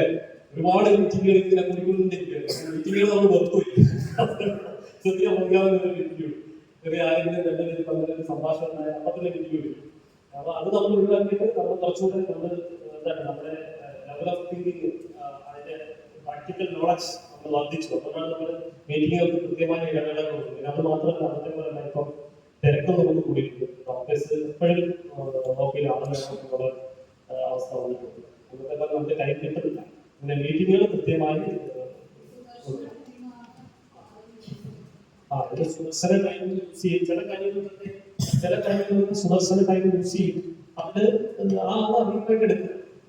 ഇതിന് പ്രത്യേക മീറ്റിംഗ് മനുഷ്യത്തിന് പ്രത്യേക ഒരു ഫോർമുല ഉണ്ടാക്കുന്നുണ്ട്. മീറ്റിംഗ് പോയി അത് കൃത്യമായിട്ട് ഞങ്ങൾ അറേഞ്ച് ചെയ്തത്. എന്താണ് മനുഷ്യത്തിന്റെ പ്രോഗ്രാം ഒരു മാസം മുമ്പേ എന്ത് വേണം, അതിനൊരു മീറ്റിംഗ് കൂടണം, അതിനൊരു കമ്മിറ്റി എടുക്കണം, അതിന് വിഷയങ്ങൾ ചർച്ച ചെയ്യണം. ആ വിഷയങ്ങൾ ആരൊക്കെ നമുക്ക് കൊണ്ടുവരാമെന്ന് കൂട്ടായി ആലോചിച്ചിട്ട് അത് സാറിനോട് സജസ്റ്റ് ചെയ്യാം, അല്ലെങ്കിൽ സാറ് സജസ്റ്റ് ചെയ്യാം. അപ്പം നമുക്ക് മികച്ച ആൾക്കാരെയും കിട്ടും. അതുപോലെ തന്നെ നമ്മളെല്ലാവരുടെയും പാർട്ടിസിപ്പേഷൻ എടുക്കുന്നതാണ്. അതായത് എനിക്ക് മനുഷ്യത്തെ കുറിച്ച് പറയുന്നത് നമ്മൾ മനുഷ്യൻ നോക്കാൻ എല്ലാവരും. Okay, thank you. ഞങ്ങളുടെ ട്രസ്റ്റഡ് എംപ്ലോയീസിന്റെ ഒരു പ്രസന്റേഷൻ ആണ് അതിനെ കുറിച്ചിട്ട്. രാജേഷ്, അതിന് മാനുഷ്യത്തിന്റെ പ്രോഗ്രാമിന്റെ മാനുഷ്യത്തിന്റെ പ്രോഗ്രാമായിട്ട് ബന്ധപ്പെട്ടിട്ട് ഇവിടെ ഇഷ്യൂസ് ഉണ്ടായിട്ടുണ്ടായിരുന്നു. എനിക്ക് എല്ലാവരും പറയാനുള്ളത്, എനിക്ക് ശരിക്കും പറഞ്ഞാൽ 1 year തികച്ചും ഒരു എക്സ്പീരിയൻസ് ഇല്ലാത്ത ഒരാളാണ്. പക്ഷേ ഈ ഒരു 1 year കൊണ്ട് അച്ഛൻ സാറിനെ കുറിച്ചിട്ട് ഞാൻ പഠിച്ച ഒരുപാട് കാര്യങ്ങളുണ്ട്. ഇത്രയും ഡൗൺ ടു എർത്ത് ആയിട്ടുള്ള ഒരു മനുഷ്യനെ ഞാൻ കണ്ടിട്ടില്ല എൻ്റെ ലൈഫിൽ. ശരിക്കും പറഞ്ഞൊരു ടീച്ചറായിരുന്നു. ഈ ചില സമയത്ത് അച്ഛൻ സാറിനെ ഞാൻ പുല്ല് പറിക്കുന്ന കാണാറുണ്ട്, നിലത്ത് വേസ്റ്റ് വീണത് എടുത്തിട്ട് ഡസ്റ്റ്ബിന്നിൽ കൊണ്ടിടുന്നത് കാണാറുണ്ട്. ആരോടെങ്കിലും എന്തെങ്കിലും വിരോധം, ആരെങ്കിലും അച്ഛൻ സാറിനെ ഹേർട്ട് ചെയ്തിട്ടുണ്ടെങ്കിൽ അച്ഛൻ സാറിനോട് ക്ഷമിക്കുന്നത് കാണാറുണ്ട്. അതുപോലെ തന്നെ അച്ഛൻ സാറിന് റിസൾട്ട് അല്ല പറയുന്നത്, അച്ഛൻ സാറിന്റെ ഡ്യൂട്ടി ചെയ്യും. അത് പോട്ടെ, എന്തെങ്കിലും ഒരു വിഷമം പറ്റിയിട്ടുണ്ടെങ്കിൽ കുറച്ച് സമയം അച്ഛൻ സാർ സങ്കടപ്പെട്ടിരിക്കും, പിന്നെ കുറച്ച് കഴിഞ്ഞിട്ട് പറയും അത് പോട്ടെ. അങ്ങനെ പറയുന്ന ഒരു വ്യക്തിയായിരുന്നു. അതുപോലെ തന്നെ എന്റെ മോനെ കുറിച്ച് ഇടയ്ക്ക് ചോദിക്കും, പൈനാപ്പിൾ കൊണ്ടുതരും. ഇത് വേറെ ഒരു കാര്യം, അച്ഛൻ സാറിന്റെ ചൈൽഡിഷ് ഒരു ഭാഗമാണ്. പിന്നെ ഒരു ഹാപ്പി മൊമെന്റ് എന്ന് പറയുന്നത്, അച്ഛൻ സാറിന്റെ 90ാമത്തെ ബർത്ത്ഡേ കഴിഞ്ഞപ്പോൾ ഒരു പടി ഉണ്ടല്ലോ, ആ പടിയുടെ മേലെ നമ്മുടെ റൂമിലേക്ക് കയറുന്ന ഡോറിന്റെ അടുത്തുള്ള ചാടി ഇങ്ങനെ കാണിക്കുമായിരുന്നു. എന്തിനു പറഞ്ഞു 90ലേക്ക് കടന്നു എന്ന്. ഭയങ്കര ചൈൽഡിഷ് ആയിട്ടുള്ള ഒരു അച്ഛൻ സാറിനെ കൂടി കാണാൻ സാധിച്ചിട്ടുണ്ടായിരുന്നു. അച്ഛൻ സാറിന്റെ മെമ്മറീസ് അവിടെയുണ്ട്, ആ ഒരു ചേർന്നൂരിലുണ്ട്. അതുകൊണ്ടാണ് ഞാൻ അവിടെ നിന്ന് എനിക്ക് മാറാൻ പലതവണ അവസരം ഉണ്ടായിട്ടും ഞാൻ അവിടെ നിന്ന് മാറുന്നത്. അച്ഛൻ സാറിന്റെ ആ ഒരു ഭാഗം ഉണ്ടല്ലോ നോക്കാൻ, അച്ഛൻ സാർ എപ്പോഴും നോക്കിക്കൊണ്ടിരിക്കുന്ന ഒരു ഫോട്ടോ ഉണ്ട്. അത് ഞാൻ കളയുന്നില്ല, അത് ആ സൈഡിൽ തന്നെ വെച്ചിട്ടുണ്ട്. പിന്നെ ഒരു വിഷമം ഉണ്ടാകുന്ന കാര്യം വെച്ചാല്, നമ്മുടെ ക്യാൻറ്റീൻ ഞാൻ സാറിനോട് സജസ്റ്റ് ചെയ്താണ്. അവിടെ ചെറിയ ചെറിയ പ്രശ്നങ്ങൾ ഉണ്ടായിരുന്നു, അത് എനിക്ക് സോൾവ് ചെയ്യാൻ പറ്റുന്നില്ല. എനിക്കത് മാനേജ് ചെയ്യാൻ പറ്റാത്തപ്പോൾ ഞാൻ സാറിനോട് നമുക്ക് തൽക്കാലം ഔട്ട്സോഴ്സിന് കൊടുക്കാന്ന് പറഞ്ഞു. അന്ന് രാത്രി ഔട്ട്സോഴ്സ്, പിറ്റേ ദിവസം നമ്മളത് ഗ്രൂപ്പിൽ മെസ്സേജ് ഇട്ട് അത് ക്ലോസ് ചെയ്യാനുള്ള തീരുമാനം പറഞ്ഞിട്ട് അന്ന് രാത്രി അച്ഛൻ സാർ അമ്മ എന്നെ കണ്ടിട്ടില്ല അത്. അമ്മ എന്റെ സ്വപ്നത്തിൽ വന്നു. അപ്പൊ എനിക്ക് അത് ഇൻഡിക്കേഷൻ എന്താ, നമ്മൾ ഇഷ്ടപ്പെട്ടില്ല എന്ന് എനിക്ക് തോന്നുന്നത് അത് നടത്തണം. അപ്പൊ തിരിച്ച് നമ്മൾ തന്നെ ആ ക്യാൻറ്റീൻ നടത്താൻ റെഡി ആയി എന്നുള്ള ഒരു സമയമാകുന്നത് വരെ ആ ഒരു റിഗ്രറ്റ് എന്റെ ഉള്ളിലുണ്ടായിരുന്നു. പക്ഷെ വേണ്ടായിരുന്നു. എന്തായാലും അച്ഛൻ സാറിന്റെ ടൈം ടേബിൾ സാർ പറഞ്ഞല്ലോ, പങ്ക്ച്വാലിറ്റി. അച്ഛൻ സാർ 10 മണിക്ക് എവിടെ ഉണ്ടെന്ന് വെച്ചാൽ നമുക്ക് കൃത്യമായിട്ട് പറയാൻ പറ്റും ഇവിടെ ഉണ്ടാവും. 11 മണിയാകുമ്പോൾ നമ്മൾ നോക്കിയ ക്യാൻറ്റീൻ ഉണ്ടാവും. അത്രയും ക്ലീൻ ക്യാൻറ്റീൻ ഞാൻ പിന്നെ കണ്ടിട്ടില്ല അച്ഛൻ സാർ പോയ ശേഷം. അച്ഛൻ സാർ ഉണ്ടാകുമ്പോൾ ആ ടേബിളൊക്കെ നല്ല കറുപ്പ് കളർ, നിലത്ത് നല്ല വൃത്തി ഉണ്ടാകും. പക്ഷെ അച്ഛൻ സാർ ഉള്ളിടത്തോളം മതിയോ നമുക്ക് അങ്ങനെ, അല്ലേ? പിന്നെയും വേണ്ടേ, എപ്പോഴും വേണ്ടേ? ആ ഒരു അതൊക്കെ മിസ് ചെയ്യുന്നുണ്ട് ഒരുപാട്. അച്ഛൻ സാർ ഇല്ലാതാകുമ്പോൾ നമുക്ക് ശരിക്കും പറഞ്ഞാൽ ഞാൻ മനസ്സിലാക്കിയത് അച്ഛൻ സാറിന്റെ ആത്മാവ് ഇവിടെ തന്നെയുണ്ട്. നമ്മൾ ഓരോരുത്തരെയും വാച്ച് ചെയ്യുന്നുണ്ട്, നമ്മളെ ഹെൽപ്പ് ചെയ്യുന്നുണ്ട്. ഒരു സിറ്റുവേഷൻ വരുമ്പോൾ നമ്മളെ ഗൈഡ് ചെയ്യുന്നുണ്ട്. അതാണ് എനിക്ക് അന്ന് എന്റെ സ്വപ്നത്തിൽ ശരിക്കും എന്റെ സൈക്കോളജിക്കൽ ആയിട്ടുള്ള ഒരു ഫീലിംഗിൽ വന്നതായിരിക്കാം അത്. പക്ഷെ എന്നാലും അതെനിക്ക് ഒരിക്കലും എന്റെ മനസ്സിൽ നിന്ന് പോകാത്ത ഒരു ഫാക്ടാണ്. അച്ഛൻ സാറിന്റെ കൂടെ എനിക്ക് ശരിക്കും 2012 എന്നെ എടുക്കാത്തതിന്റെ വിഷമം എനിക്ക് അന്ന് ഫീൽ ചെയ്തു. അച്ഛൻ സാർ ഇല്ലാണ്ടായതൊക്കെ ഫീൽ ചെയ്തു. അമ്മേന്റെ കൂടെ ഒരു എക്സ്പീരിയൻസ് പലരും പറയുന്നത് എന്താ, അമ്മ അങ്ങനെയാണ്, ഭയങ്കര കർക്കശക്കാരിയാണ്, കറക്റ്റ് ചീത്ത പറയും, പറയുന്നത് പറയും, പക്ഷെ നല്ല സ്നേഹം ഉണ്ടാകുന്നത് പറയുമ്പോൾ എനിക്കത് കിട്ടിയിട്ടില്ല. എനിക്ക് അങ്ങനത്തെ ഒരു ഓപ്പർച്യൂണിറ്റി കിട്ടിയിട്ടില്ല. എനിക്കത് ഭയങ്കര ഹാപ്പി ആയിരുന്നു. എനിക്ക് എന്റെ ഞാൻ അതിന് എന്റെ വീട്ടിൽ നിന്നിട്ടില്ല. അപ്പൊ എനിക്കൊരു മദർലി ഫീലിംഗ്, ഒരു സിസ്റ്റർലി ഫീലിംഗ് ഒക്കെ എനിക്ക് അനുഭവിക്കാൻ പറ്റുന്നത് ഇവിടെ എനിക്ക് പറ്റിയിട്ടുണ്ട്. എനിക്കൊരു ഏട്ടനെ കിട്ടി, ഒരു ചേച്ചിനെ കിട്ടി. അതൊക്കെ എനിക്ക് ഹോസ്പിറ്റലിൽ ഞാൻ ഭയങ്കര എൻജോയ് ചെയ്തത്. എനിക്ക് എന്റെ നാട്ടിലുള്ള എല്ലാ സ്റ്റാഫും എല്ലാവരും എന്റെ സിസ്റ്റേഴ്സിനെ പോലെ ഞാൻ കണക്കാക്കുന്നത്. അപ്പൊ അത് ശരിക്കും ഫ്രം ഹാർട്ട് ആയിരുന്നു. എനിക്ക് എല്ലാവരും ഒരുപോലെയാണ്. ആരെയും വേറെ പറഞ്ഞിട്ടില്ല. എനിക്ക് ഒരാളും ഇവിടുത്തെ ആൾക്കാരെ ഹേർട്ടാകുന്നത് എനിക്ക് ഇഷ്ടമാണ്. അതെനിക്ക് ശരിക്കും തന്നെ അറിയില്ല. ഞാൻ ഇത്രയും ഡീപ്പായിട്ട് എല്ലാവരും കണക്റ്റഡ് ആവുമെന്ന് വിചാരിച്ചിട്ടില്ല. ഞാൻ കുറേ ഡിസ്റ്റൻസിൽ വെക്കാൻ നോക്കാറുണ്ട്, പക്ഷെ അതൊന്നും പറ്റാറില്ല. പക്ഷെ ഇതൊക്കെ തീർച്ചയായിട്ടും അച്ഛൻ സാറിന്റെ കൂടെ വർക്ക് ചെയ്തതിന്റെ ഒരു ബ്ലെസ്സിങ് ആയിട്ട് കാണും. പിന്നെ അച്ഛൻ സാറിന് ഇടയ്ക്കിടയ്ക്ക് പല പുസ്തകങ്ങള്, പല കത്തുകള് ഒക്കെ വരും. അത് അച്ഛൻ സാറിന് സ്റ്റുഡൻസ് അയക്കുന്നതാണ്. അച്ഛൻ സാർ അതൊക്കെ വായിച്ച് അച്ഛൻ സാറിന്റെ ഹാപ്പിനെസ് ഉണ്ടല്ലോ അത് കണ്ടാണ്. അതുപോലെ തന്നെ പ്രസന്റിന് എനിക്ക് അച്ഛൻ സാറിന്റെ കൂടെ എപ്പോഴും ഒരു സന്തത സഹചര്യമായിട്ട് കാണാൻ സാധിച്ചത്. പ്രസന്റിനാണ് ഏറ്റവും കൂടുതൽ പരിചയപ്പെട്ടത് അച്ഛൻ സാർ ഉള്ളതുകൊണ്ട്. പിന്നെ അതിനുശേഷം പ്രസന്ന വേറെ റൂമിലേക്ക് ഷിഫ്റ്റ് ആയതിനു ശേഷം പിന്നെ ഞങ്ങൾ നമ്മളെ കണക്ഷൻ അങ്ങനെ ശരിക്കും അച്ഛൻ സാർ എല്ലാവരെയും കണക്ട് ചെയ്ത് വെക്കുന്ന ഒരു ഫാക്ടർ തന്നെയാണ്. നിങ്ങൾ ഇവിടെയുള്ള പുതിയ ആൾക്കാരുടെ കാര്യം എനിക്കറിയില്ല, പക്ഷെ പഴയ ആൾക്കാർക്കൊക്കെ അച്ഛൻ സാറിനോട് സ്നേഹമുണ്ട്. അതുകൊണ്ട് എന്തായാലും ആവശ്യം അത്രയും പൂർവാധികം ശക്തിയോട് ആര് എതിർത്താലും, ആര് എന്ത് പറഞ്ഞാലും, ആര് വിചാരിച്ചാലും അത് മുന്നോട്ട് പോകുന്നതിനെ ചെയ്യാനൊന്നും ഒരു സംശയമില്ല. ഞാൻ അത്രയും സ്ട്രോങ് വിൽ അല്ലെങ്കിൽ ഹാർട്ട് എല്ലാവരുടെയും കണക്റ്റഡ് ആയിട്ട് ഇരിക്കുന്നിടത്തോളം നിലനിൽക്കുമ്പോൾ നന്നായിട്ട് പോകും. ഇനി അതൊരു സംശയമില്ല. അതിൽ സാറ് ധൈര്യമായിട്ട് ഇരിക്കാം. പിന്നെ അച്ഛൻ സാറിനെ കുറിച്ച് കൂടുതൽ ഞാൻ വേറെ കേട്ടത് രാജേശ്വരിയുടെ രാജേശ്വരിയിലൂടെ എനിക്ക് പലപ്പോഴും ഉണ്ടാവാറുണ്ട്. രാജേശ്വരിക്ക് കൂടുതൽ സമയം അച്ഛൻ സാറിന്റെ കൂടെ വർക്ക് ചെയ്യാൻ പറ്റി. അതുപോലെ തന്നെ എനിക്ക് സുബ്രായ മാഷിന്റെ കൂടെ അറിയില്ല. സുബ്രായ മാഷ് ഭയങ്കര കെയറിങ് ആയിരുന്നു കേൾക്കാറുണ്ട്. സുബ്രായ മാഷ് ഇവിടെ കുറെ ഡൊണേറ്റ് ചെയ്ത ഒരു വ്യക്തി കൂടിയാണ്. അപ്പൊ ആ ഒരു എക്സ്പീരിയൻസ് ഒന്നും എനിക്ക് കിട്ടാത്തതിന്റെ ഒരു വിഷമമുണ്ട്. ശരിക്കും രാജേശ്വരിയോട് ഭയങ്കര അസൂയുണ്ട്. അപ്പൊ രാജേശ്വരിയുടെ എക്സ്പീരിയൻസ് എന്താന്ന് വെച്ചാല് അതായത് രാജേശ്വരി തന്നെ പറയണം. പക്ഷെ എനിക്ക് ലാസ്റ്റ് പറയാനുള്ളത് സാറിന്റെ വീട് കാരണം എനിക്ക് കിട്ടിയ ഒരു അറിവ്. പക്ഷെ സാർ എപ്പോഴും ഗീതയ്ക്ക് ഭയങ്കര പ്രൊമോഷൻ കൊടുക്കാറുണ്ട്. അപ്പൊ അതിനകത്തൊരു ശ്ലോകമുണ്ട്, കർമ്മയോഗ.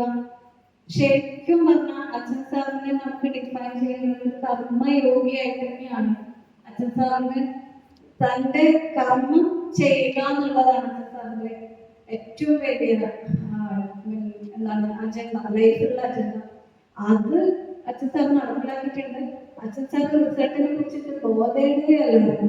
അതാണ് സാറ് നമ്മുടെ വയറ്റിലെ പോലത്തെ നല്ലൊരു സ്ഥലത്ത് നിന്ന് ആ സ്ഥലവും ഒക്കെ വിറ്റ് ഇവിടെ വന്ന് സെറ്റിൽ ആകുമ്പോൾ ഒരുപാട് വർഷം സാറ് ഇവിടെ ഈ ഹോസ്പിറ്റലിന്റെ ഗ്രോത്തിന്റെ ഇനീഷ്യൽ സ്റ്റേജിൽ ഒരുപാട് വർഷം പേഷ്യന്റ് ഇല്ലാണ്ടും ആഴ്ചയിൽ ഒന്നോ രണ്ടോ ദിവസം വരുന്ന പേഷ്യൻസും ഒക്കെ ആയിട്ട് സഫർ ചെയ്തു.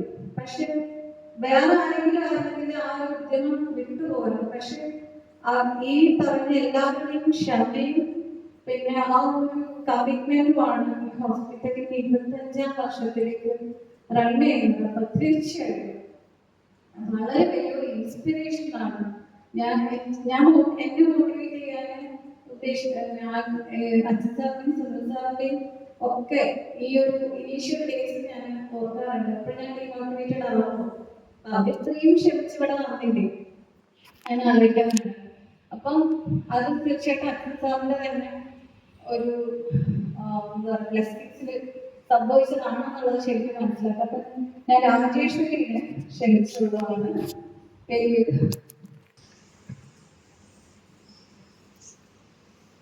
എല്ലാവർക്കും നമസ്കാരം. അച്ഛൻ സാറിനെ കുറിച്ച് പറയുന്നതിനേക്കാൾ മുമ്പേ ഞാൻ ഇവിടെ വന്ന് ഇങ്ങനെ വന്ന് പെട്ടെന്ന് പറയും. ആദ്യം ഞാൻ ഒരു ദിവസം രണ്ടിടയ്ക്ക് ഇന്റർവ്യൂ ഫേസ് ചെയ്തു. ഒന്ന് ശരിയ ഒരു സ്കൂളിലും രണ്ടാമത്തെ ഇവിടെയും. ഇവിടെ രണ്ടിടത്ത് ഞാൻ എന്നെ സെലക്ട് ചെയ്തു. അപ്പോൾ ഒരു കൺഫ്യൂഷൻ എവിടെയാണ് ജോയിൻ ചെയ്യേണ്ടത്. അപ്പോൾ എന്നെ സുബ്രഹ്മണ്യ എന്നെ ഭയങ്കര പെട്ടായിട്ട് കൊണ്ടുവരുന്ന ഒരാളാണ്. പണ്ട് തൊട്ടേ അങ്ങനെയാണ്. അപ്പോൾ സുബ്രഹ്മണ്യ പറഞ്ഞു, രാജേശ്വരി എവിടെയും പോകരുത്, ഇവിടെ തന്നെ എൻ്റെ കൺമുമ്പിൽ തന്നെ ഇവിടെ എപ്പോഴും ഉണ്ടാവണം എന്ന് പറഞ്ഞിട്ട് എന്നെ ഇവിടെ ആക്കി. അങ്ങനെയാണ് ഞാൻ ഇവിടെ വന്നത്. അല്ലെങ്കിൽ ഞാൻ അവിടെ ചിലപ്പോൾ അങ്ങനെ എനിക്ക് ടീച്ചിങ് ഇഷ്ടമായിരുന്നു. ആ സമയത്ത് എനിക്ക് മാത്സ് എന്ന് പറയുന്ന സബ്ജക്റ്റ് വളരെ ക്രേസി സബ്ജക്റ്റാണ് എൻ്റെ. അപ്പോൾ അത് എളുപ്പമായിരുന്നു. എന്തോ എൻ്റെ ലക്ഷ്യമുണ്ടെന്ന് വിചാരിക്കുന്നു ഞാനിപ്പോഴും. അങ്ങനെയാണ് ഞാൻ ഇവിടെ വന്നപ്പെടുന്നത്. പിന്നെ ഞാൻ ആദ്യം കണ്ടത് നമ്മുടെ രമമെടുത്തു. ഞാൻ ആ ചിരിയോട് കൂടിയാണ് ഡയറക്ടർ ആവുന്നത്. പിന്നെ ഓരോരുത്തരായിട്ട് പരിചയപ്പെട്ടു, അച്ഛൻ സാറിനെ പരിചയപ്പെട്ടു. പിന്നെ നമ്മൾ കൂടുതൽ അടുക്കാൻ തുടങ്ങി. ശരിക്കും അച്ഛൻ സാർ എന്ന് പറയുമ്പോൾ എന്നെ സംബന്ധിച്ചിടത്തോളം അച്ഛൻ സാർ ഒരു ചാരനായാൽ പോലും പക്ഷെ എനിക്ക് കിട്ടിയിരിക്കുന്നത് ഒരു മുത്തശ്ശന്റെ സ്നേഹമാണ് എനിക്ക് എപ്പോഴും കിട്ടിയിരിക്കുന്നത്. എനിക്കത് എൻ്റെ അച്ഛൻ്റെ ഭാഗത്തൊന്നും കിട്ടിയിട്ടില്ല, അമ്മയുടെ ഭാഗത്തൊന്നും കിട്ടിയിട്ടില്ല. കാരണം ഞാൻ ചെറിയ പ്രായത്തിൽ ഡെത്തായി പോയത്. അപ്പോൾ അങ്ങനെ ഒരു ഇത് എനിക്ക് കിട്ടിയിട്ടില്ല. പക്ഷെ അത് രണ്ടും നമ്മുടെ സുബ്രഹ്മണ്യം അച്ഛൻ സാറ് വേണം. അപ്പോൾ ഞാനിന്നും അത് ഓർമ്മ ഇപ്പോഴും ഈ സെക്കൻഡറി സെറ്റിൽ വന്നപ്പോഴും ഞാൻ മിസ് ചെയ്യുന്നത് തന്നെയാണ്. അച്ഛൻ സാറിനെ കുറിച്ച് പറയുമ്പോഴും അമ്മയെ കുറിച്ച് ചേർത്ത് പറയണം. അമ്മയും അങ്ങനെ തന്നെയായിരുന്നു. അമ്മയും ഭയങ്കര അറ്റാച്ച്ഡ് ആയിട്ടുള്ള ഒരാളാണ്. എനിക്ക് ചെറുപ്പയ്യാന്ന് പറയുമ്പോൾ എന്തെങ്കിലുമൊക്കെ കൈപ്പൊടി കൈമരുന്നൊക്കെ ഉണ്ടാക്കി ഇങ്ങോട്ട് കൊണ്ടുവരുന്നതിലൂടെ അങ്ങനെ ഒരുപാട് അങ്ങനത്തെ കുറേ എക്സ്പീരിയൻസസ് എനിക്കുണ്ട്. നമ്മൾ പറഞ്ഞ ഈ ദിവസമൊന്നും തീരില്ല. അത്രയ്ക്കും അറ്റാച്ച്ഡ് ആയിട്ടുള്ള ഒരു ഫാമിലിയാണ്. ജലസി ആയിട്ട് ഒരു കാര്യമില്ല. ഓരോ ആൾക്കാർക്ക് ഓരോ ടൈമിൽ കിട്ടേണ്ടത് എന്തോ എനിക്ക് അത് ഞാനൊരു നിമിത്തമാണ് ഇവിടെ വരാൻ. കാരണം എനിക്ക് വേറെ പല ഓപ്ഷൻസ് കിട്ടിയിട്ടുണ്ടായിരുന്നു. ഞാൻ പോകാതിരുന്നിട്ട് ഇവിടെ വന്നിട്ട് പിന്നെ ഞാൻ പിന്നെ ഓർത്തത് എൻ്റെ കുടുംബം, എൻ്റെ അച്ഛൻ, അമ്മ, എൻ്റെ സഹോദരങ്ങൾ ഇവിടെ ഉണ്ടല്ലോ. അപ്പോൾ ഞാൻ അവരെ വീട്ടിൽ പോകണ്ടായി. അപ്പോൾ ഗീത ചേച്ചി പറഞ്ഞ് ഇവിടെ പോകാൻ പാടില്ലാണ്. നമ്മുടെ യശോട്ടൻ്റെ വൈഫ് ഗീത ചേച്ചി തന്നെ പറഞ്ഞു, നിങ്ങൾ എപ്പോഴും ഞങ്ങൾ കണ്ടുകൊണ്ടിരിക്കണം എന്ന് പറഞ്ഞിട്ട് അങ്ങനെയാണ് ഇങ്ങനെ വന്നപ്പെടുന്നത്. പിന്നെ അച്ഛൻ സാറിനെ കൂടെ ജോലി ചെയ്യാനും കുറേ കാര്യങ്ങൾ ഞങ്ങൾ സംസാരിച്ചിട്ടുണ്ട്. ഈ പൊതുവെ ഇച്ചിരി ഏജ് കഴിഞ്ഞു അച്ഛൻ സാർ വരുന്നത് 7+ ഏജിലാണ്. എന്താ വെച്ചാൽ ഇവിടെ നിങ്ങൾ വരുന്നത് അച്ഛൻ സാറിൻ്റെ ഒരു 7+ ഏജിലായിരുന്നു.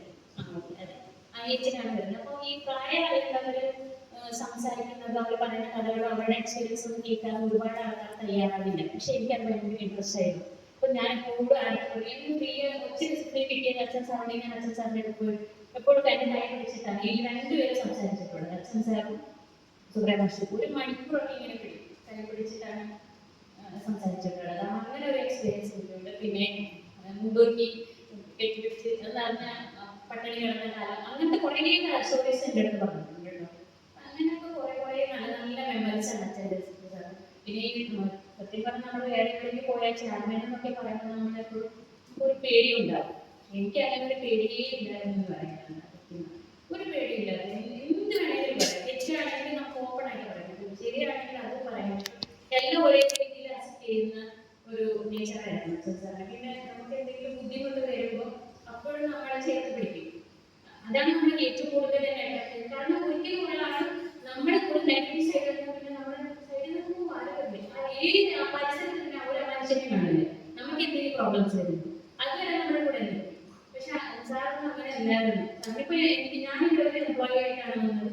എനിക്ക് തന്നെ എന്നെ ചേർത്ത് പിടിക്കേണ്ട ഒരു കാര്യം സാധിക്കില്ലായിരുന്നു. പക്ഷെ അതൊക്കെ ചെയ്തു. അതിവിടെ എല്ലാവരുടെയും കിട്ടല്ലോ. എനിക്ക് തോന്നുന്നു പ്രസന്ന പത്മവർഷ ഇവരൊക്കെ ശരിക്കും ലക്കിയാണ്. ഞാൻ കുറച്ച് 7 years ആണ് അച്ഛൻ സാറിന്റെ പ്രസൻസ് എനിക്ക് കിട്ടിയത്. അപ്പൊ ഇവരൊക്കെ അതാണ് നമ്മൾ എന്ത് ഇന്നാളെ ഞാൻ കൂടി പറഞ്ഞു, പ്രേയറിന് ആരില്ല എന്ന് പറയുമ്പോഴും പത്മവർഷ പഠിച്ചത് ആരില്ലെങ്കിലും നമ്മൾ ചെയ്യും. അത് നമ്മുടെ വിൽപ്പവരാണ്, മനസ്സിലായോ? ആരെങ്കിലും 2 പേരുണ്ടെങ്കിലും നമ്മൾ ഒരു കാര്യം ചെയ്യണം എന്ന് വിചാരിച്ചു കഴിഞ്ഞാൽ ചെയ്തിരിക്കും. നമുക്ക് അങ്ങനെ ഒരു നമുക്ക് അത്ര വിശ്വാസമാണ് ഈ സ്ഥാപനത്തോട്. ഇത് വന്ന് സ്ഥലത്തേക്ക് വന്ന് ഈ നിലയിലേക്ക് നിൽക്കുന്നുണ്ടെങ്കിൽ അതിന്റെ പിന്നിൽ ഇപ്പൊ സാർ പറഞ്ഞു ഒരുപാട് സഫറിങ്സ് ഉണ്ടായിട്ടുണ്ട്. ആ സഫറിങ്സ് ഉണ്ടായിട്ടുണ്ട് ശരിയാ, പക്ഷെ അതിൽ വിഷമം ഉണ്ടായിട്ടില്ല. നമുക്കറിയാം നമുക്ക് അങ്ങനെ സഫർ ചെയ്യുന്നു എന്ന് പറഞ്ഞാൽ നമ്മൾ പ്രൊജക്ട് ചെയ്ത് കാണിച്ചിട്ടുണ്ട്. എല്ലാവരും പരസ്പരം സ്നേഹിച്ചിട്ട് ഒരാൾ വന്നിരിക്കും, ഒരു ക്യാബിനിൽ ഒരാൾ വന്നിരിക്കും, അയാളുടെ ജോലി നമ്മൾ ചെയ്യും. അയാളെ ആ പ്ലേസ് റിസപ്ഷനിൽ ഒരാളില്ലെന്ന് പറഞ്ഞാൽ ആ ആളില്ലാതെ പോലും അവിടെ ആരെയും പറ്റാത്ത രീതിയിലാണ് നമ്മളെ ഹാൻഡിൽ ചെയ്തത്. ഇപ്പൊ പല ഇഷ്യൂസ് വരുമ്പോൾ എനിക്ക് അതൊക്കെയാണ് ഓർമ്മ. ഇങ്ങനെ നമുക്ക് തോന്നാറുണ്ട്, പലപ്പോഴും തോന്നാറുണ്ട്, പലപ്പോഴും വിഷമം വന്നിട്ടുണ്ട്. പക്ഷെ അങ്ങനെയൊന്നും അല്ല നമ്മൾ ശരിക്കും പോകുന്നത്. ഈ പ്ലേസ് ഇവിടെ ഈ സ്ഥാപനം വന്നിട്ട് വരുമ്പോൾ ഈ സറൗണ്ടിങ്സ് നല്ലോണം ഡെവലപ്പ് ആയിട്ടുണ്ട്. എനിക്ക് നന്നായിട്ട് അറിയാം. കാരണം ഞാൻ ഇവിടെ കൂടി നടന്നു പോയാളാണ്, നടവഴി കൂടി നടന്നു പോയാളാണ്. ഇവിടെ ഒന്നുമില്ലായിരുന്നു ആ സമയത്ത്. ആ ഒരു പ്ലേസിൽ ഇങ്ങനെ ഒരു ആശയം കൊണ്ടുവന്നിട്ട് ഇങ്ങനെ ഒരു സ്ഥാപനം കൊണ്ടുവന്നിട്ട് ഇത്രയും ഉയർച്ചയിലേക്ക് കൊണ്ടുപോകാൻ പറ്റുന്നുണ്ടെങ്കിൽ അതിന്റെ ഇന്റൻഷൻ എന്ന് പറയുന്നത്, അതിന് പിന്നിലുള്ള ഇന്റൻഷൻ പ്യോറാണ്. ആ പ്യോറായിട്ടുള്ള ഇന്റൻഷൻ വെച്ചിട്ട് നമ്മൾ എന്ത് ചെയ്താലും ഇനി ആരൊക്കെ നടത്താൻ വന്നാലും എന്തൊക്കെ ചെയ്താലും അത് നടക്കില്ല. നമുക്ക് എത്രയോ എക്സ്പീരിയൻസ് ഉണ്ട്, എനിക്ക് പേഴ്സണലി ഉണ്ട്, അല്ലാതെ നമ്മുടെ ഈ പ്ലേസ് തന്നെ അതിനൊരു ബെസ്റ്റ് എക്സാമ്പിളാണ്. മനസ്സിലായോ? അങ്ങനെ ഇങ്ങനെ കുറെ കാര്യങ്ങൾ എനിക്കിപ്പോൾ പറയാനും ഒരുപാട് പറയുന്നുണ്ട്. കുറെ പേര് പ്രസന്റേഷനായിട്ട് വെയിറ്റ് ചെയ്യുന്നുണ്ട്. കുറച്ച് പറയണേ. Thank you. ನನಗೆ ನನಗೆ ಗೊತ್ತಿಲ್ಲ ಅವರ ಬಗ್ಗೆ. ನಾನು ಇಲ್ಲಿ ಬಂದ ನಂತರ ಅವರ ಬಗ್ಗೆ ತಿಳ್ಕೊಂಡದ್ದು. ಸೊ ಅವರ ಇಲ್ಲ ಅಂತ ಹೇಳೋದ್ರಿಂದ ಅವರ ಏನು ಕಲಿಸ್ತಾರೆ, ನಾನು ಇಲ್ಲಿ ಸ್ಟಾಫ್ ಅಲ್ಲಿ ನೋಡಿದ್ದೇನೆ. ಎಕ್ಸಾಂಪಲ್ ಪ್ರತಿಯೊಂದು ಅವ್ರು ಏನ್ ಮಾಡುವಾಗ ಅಲ್ಲಿಂದ ಇನಾಗ್ರೇಷನ್ ಆಗುವಾಗ ಫೋಟೋ ಇಲ್ಲ ಅಂತ ಹೇಳಿ, ಫೋಟೋ ಯಾವ್ದೆಲ್ಲ ಹಾಕ್ಬೇಕಂತ ಹೇಳಿ ಬಂದು ಸಜೆಸ್ಟ್ ಮಾಡಿ, ಮಾಸ್ಟರ್ ಫೋಟೋ ಇದೆ, ಗಾಂಧಿ ಫೋಟೋ ಇದೆ ಅಂತ. ಆವಾಗ ಯಾರಿಗೂ ಈಗ ಸ್ಟಾಫ್ ಸಜೆಸ್ಟ್ ಮಾಡಿದ್ದಾರೆ, ನಡುವೆ ಸಜೆಸ್ಟ್ ಮಾಡಿದ್ರು, ಇಷ್ಟೆಲ್ಲ ಉಂಟು, ಒಂದು ಮಾತ್ರ ಫರಕ್ ಇಲ್ಲ, ಒಂದು ಅಚ್ಚನ್ ಸರ್ ಫೋಟೋ ಹಾಕ್ಬೋದ ಅಂತ ಹೇಳಿ.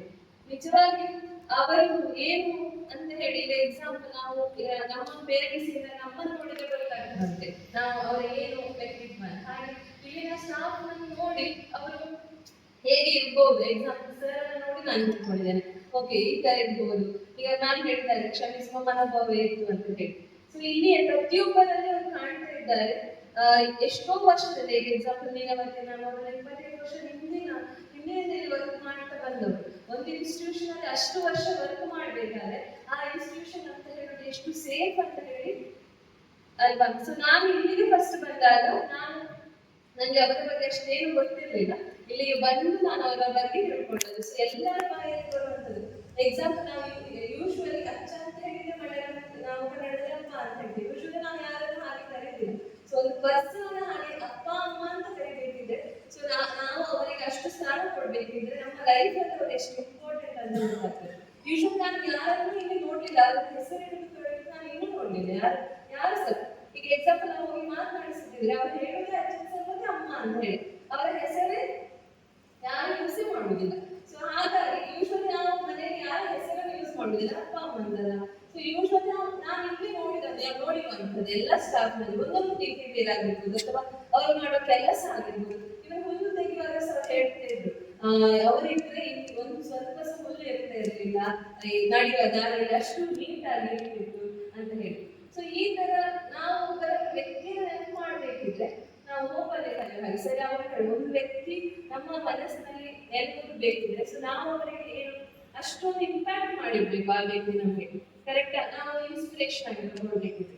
ಸೊ ಆ ತರ ಒಂದು ವ್ಯಕ್ತಿತ್ವ ಯೂಶಲಿ ನಾನು ಅದೇ ಹೇಳಿ ಒಂದು ರಶ್ಮಿ ಮ್ಯಾಮ್ ಯಾವಾಗಲೂ ಹೇಳ್ತಾ ಇರ್ತಾರೆ ಮಾನುಷಂ ಅಂತ ಹೇಳುವಾಗ ನಾನು ಫಸ್ಟ್ ಬಂದ ಟೈಮಲ್ಲಿ ಮಾನುಷಂ ಆದದ್ದು ಅವಾಗ ಅನಿಲ್ ಸರ್ ತುಂಬಾ ಅವರ ಬಗ್ಗೆ ಹೇಳಿದ್ರು ಮತ್ತೆ ರಶ್ಮಿ ಮ್ಯಾಮ್ ಕೂಡ. ಈಗ ರೀಸೆಂಟ್ ಆಗಿ ರಾಜೇಶ್ವರಿ ಮ್ಯಾಮ್ ಅವರಿಂದ ತುಂಬಾ ಅವರ ಜೊತೆ ನಾನು ತುಂಬಾ ಇರುವುದಿಲ್ಲ ತುಂಬಾ ಅವರ ಬಗ್ಗೆ ತಿಳ್ಕೊಳ್ಳಿಕ್ಕೆ ಆಯ್ತು. ಮತ್ತೆ ಇನ್ನೇನು ಸಾಕು ಪ್ರತಿಯೊಂದು ಸಲ ಅವ್ರಿಗೆ ಯಾವ್ದಾದ್ರು ಚಿಕ್ಕ ವಿಷಯ ಮಾಡಿಕೊಡ್ತಾರಲ್ಲ ಪ್ರತಿಯೊಂದು ವಿಷಯದಲ್ಲಿ. ಸೊ ಹಾಗಾಗಿ ನಾನು ಅವರನ್ನು ಫಿಸಿಕಲಿ ಮೀಟ್ ಇಲ್ಲದ್ರು ಸೊ ನಾನು ಇಲ್ಲಿ ಇರುವ ಥ್ರೂ ಅವರನ್ನು ಮೀಟ್ ಆಗ್ತಿದ್ದೇನೆ ಅಂತ ಒಂದು ಭಾವನೆ ಉಂಟು. ಸೊ ಒಳ್ಳೆ ನಾನು ಅದೇ ಹೇಳಿದ್ದಲ್ಲ ನಾನು ಫಸ್ಟಿಗೆ ಇಲ್ಲಿ ಬರುವಾಗ ಅದೇ ಏನೋ ಗೊತ್ತಿಲ್ಲದವರಿಗೆ ಇಷ್ಟೊಂದು ಆಪರ್ಚುನಿಟಿ ಕೊಟ್ಟು ಒಂದು ಸೇಫ್ ನಾವು ಇವಾಗ ಏನು ನಾನು ಫಸ್ಟಿಗೆ ಬರುವಾಗ ಅನ್ಕೊಂಡಿದ್ದೆ ಯಾರು ಈ ಪ್ಲೇಸಲ್ಲಿ ಯಾರು ಇಲ್ಲದ ಪ್ಲೇಸಲ್ಲಿ ಹಾಸ್ಪಿಟಲ್ ಕಟ್ಟಿದ್ದಾರೆ ಅಂತ. ಯೂಶಲಿ ನಮ್ಮ ಮ್ಯಾಂಗ್ಳೂರೆಲ್ಲ ತಗೊಂಡ್ರೆ ಸೊ ಯೂಶಲಿ ಹಾಸ್ಪಿಟಲ್ ಅಂತ ಹೇಳುದು ಏನು ತುಂಬಾ ಹತ್ತಿರ ಇರ್ತದೆ ಈಗ ತುಂಬಾ ಆಗಿರ್ತದೆ ಯಾರು ಇಲ್ಲಿ ಹಾಸ್ಪಿಟಲ್ ಕಟ್ಟಿದ್ದಾರೆ ಇಷ್ಟೊಂದು ಇಂಟೀರಿಯರ್ ಪ್ಲೇಸ್. ಇಲ್ಲಿ ಬಂದ ನಂತರ ನನಗೆ ಗೊತ್ತಾಗುತ್ತೆ ಇಷ್ಟು ಈ ಹಾಸ್ಪಿಟಲ್ಗೆ ಹೆಸರು ಕೇಳಿ ತುಂಬಾ ಜನ ಬರ್ತಾರೆ ಅಂತ ಹೇಳಿ.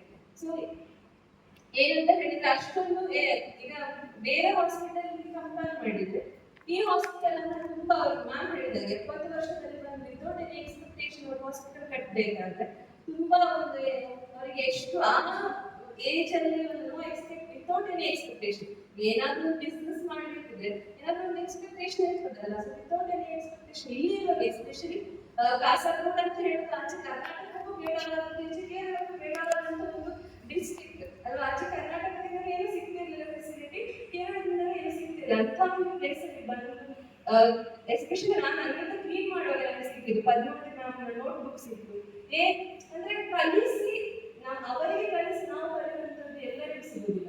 ಎಷ್ಟು ಕ್ಲಾಸ್ ತಗೊಂಡಿದ್ದಾರೆ ಸರ್ ಎಲ್ಲರಿಗೂ ಎಲ್ಲರೂ ನೋಟ್ ಬುಕ್ಸ್ ನನಗೆ ಸಿಗ್ತಿತ್ತು. ಈವನ್ ಎಲ್ಲರೂ ಸಹ ನಾನು ಅನ್ಕೊಂಡಿದ್ದು ಇದೆಲ್ಲ ಚಾಪ್ಟರ್ಸ್ ಉಂಟಲ್ಲ ನಾವು ಬೇಸಿಕ್ ಸೈನ್ಸ್ ಅಲ್ಲಿ ಮಾಡುವ ಬಯೋಕೆಮಿಸ್ಟ್ರಿ ಆಗಿರ್ಬೋದು ಮೈಕ್ರೋಬಯಾಲಜಿ ಆಗಿರ್ಬೋದು ಎಲ್ಲ ಈವನ್ ಅವ್ರು ಬರ್ತದ್ದು ಹಾಗೆ ಉಂಟು ನೋಟ್ಸ್ ತರ ಇದೊಂಥರ ಕ್ಲಾಸ್ ತರ ಉಂಟಲ್ಲ ಅಂತ ನಾನು ಅವ್ರಿಗೆ ನಾನು ವಾಪಸ್ ರಿಟರ್ನ್ಸ್ ಮಾಡಿದ್ದೇನೆ. ಇನ್ನೊಂದು ಮೈಕ್ರೋಬಯಾಲಜಿ ನೋಟ್ಸ್ ಅಲ್ಲಿ ಉಂಟು. ಈಗ ಏನೋ ಗೊತ್ತಿಲ್ಲದವರಿಗೆ ಕಲಿಸುವುದು ಅಂತ ಹೇಳಿದ್ರೆ ಯಾರು ಇಮ್ಯಾಜಿನೇಷನ್ ನಾನು ಸ್ಟಾರ್ಟ್ ಮಾಡುವಾಗ ಕೂಡ ನನಗೆ ಆ ಇಮ್ಯಾಜಿನೇಷನ್ ಬರ್ಲಿಕ್ಕಿಲ್ಲ. ಕಲಿತವ್ರನ್ನ ತಗೊಳ್ತಾರೆ ಬಿಟ್ರೆ ಹಾಗಂತಲ್ಲ ಅದು ಒಂದು ಕಲಿಸಿ ಅವರ ಲೈಫನ್ನು ಇಂಪ್ರೂವ್ಮೆಂಟ್ ಮಾಡುದು ಅಂತ ಹೇಳಿದ್ರೆ ಅದೊಂದು ಚಾಲೆಂಜ್ ಅದನ್ನು ಸಕ್ಸಸ್ ಆಗಿದ್ದಾರೆ ಕೂಡ. ಸೊ ಅದೇ ಆ ಒಂದು ಏನು ಬೇಸ್ಮೆಂಟ್ ಅಂತ ಹೇಳುದು ಈ ಹಾಸ್ಪಿಟಲ್ ಅನ್ನ ಏನೋ ಒಂದು ರಕ್ಷಣೆ ಅಂತ ಹೇಳ್ತೇವಲ್ಲ ನಾವು ಬ್ಲೆಸ್ಸಿಂಗ್ಸ್ ನಾನು ಆಲ್ರೆಡಿ ಹೇಳ್ತಾರೆ ಪ್ಯೂರ್ ಇಂಟೆನ್ಷನ್ ಇದ್ರೆ ಯಾರು ಏನೇ ಮಾಡಿದ್ರು ಕೂಡ ಏನು ಆಗುದಿಲ್ಲ ಆ ಪಿಲ್ಲರ್ ಅಲ್ಲುಗಾಡುದಿಲ್ಲ ಅಂತ ಹೇಳ್ತಾರಲ್ಲ ಹಾಗೆ ನಿಂತಿದೆ ಅಂತ ಅನ್ಕೊಳ್ತೇನೆ. ಎಷ್ಟು ಏನು ಚೇಂಜಸ್ ಆದ್ರೂ ಕೂಡ ಇನ್ಸ್ಟಿಟ್ಯೂಷನ್ ಹಾಗೆ ಅವರ ಏನು ಬೇಸ್ಮೆಂಟ್ ಎಷ್ಟು ಜನರೇಷನ್ ಬಂದ್ರು ಕೂಡ ಅವರನ್ನ ಈಗ ಹೇಗೆ ನೆನಪು ಮಾಡ್ಕೊಳ್ತಿದ್ದಾರೆ ನಮ್ಗೆ ಗೊತ್ತಿಲ್ಲ ಆದ್ರೂ ಕೂಡ ಮುಂದೆ ಬರುವವರಿಗೆ ಸಹ ಅವರ ಬಗ್ಗೆ ಗೊತ್ತಾಗಲಿ ಅಂತ ಹೇಳಿದ್ದ ಅಷ್ಟೇ. ನನಗೆ ಅವರ ಅದೇ ನಾನು ಇಲ್ಲಿ ಇರುವವರಲ್ಲೇ ಅವರನ್ನು ನೋಡ್ತಾ ಇದ್ದೇನೆ ಅಂತ ಹೇಳೋದು ಅದು ನನ್ನ ಭಾವನೆ ಅಷ್ಟೇ. Thank you.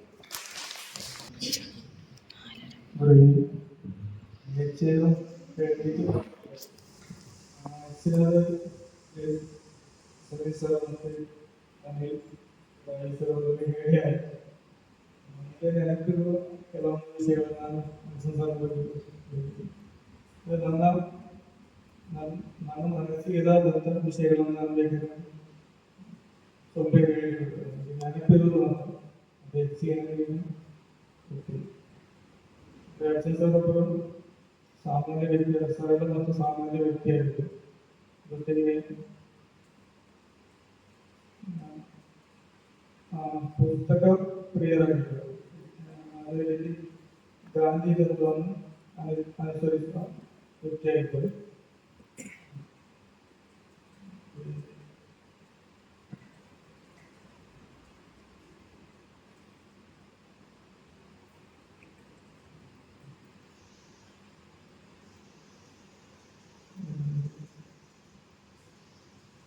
ಮಕ್ಕಳ ಜೊತೆ ತುಂಬ ಹೆಚ್ಚು ಸೌಮ್ಯ ಮತ್ತು ಪ್ರಾಣಿಯಾಗಿ ಇದು ವರ್ತನೆ ಮಾಡುತ್ತಿದ್ದರು.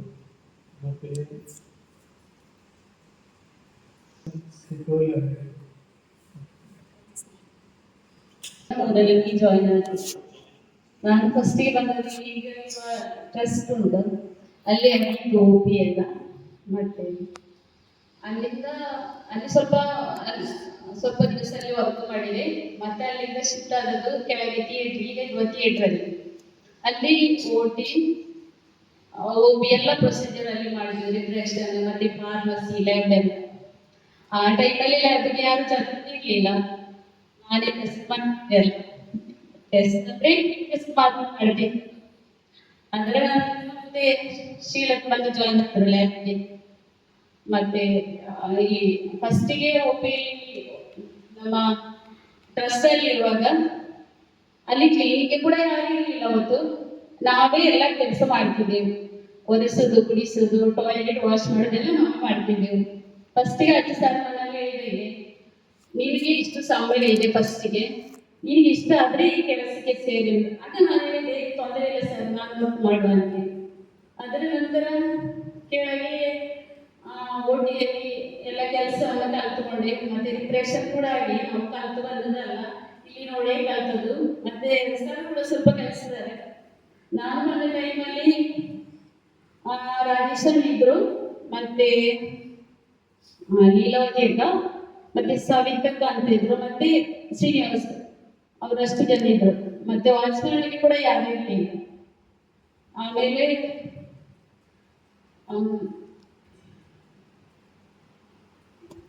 ಇಲ್ಲಿ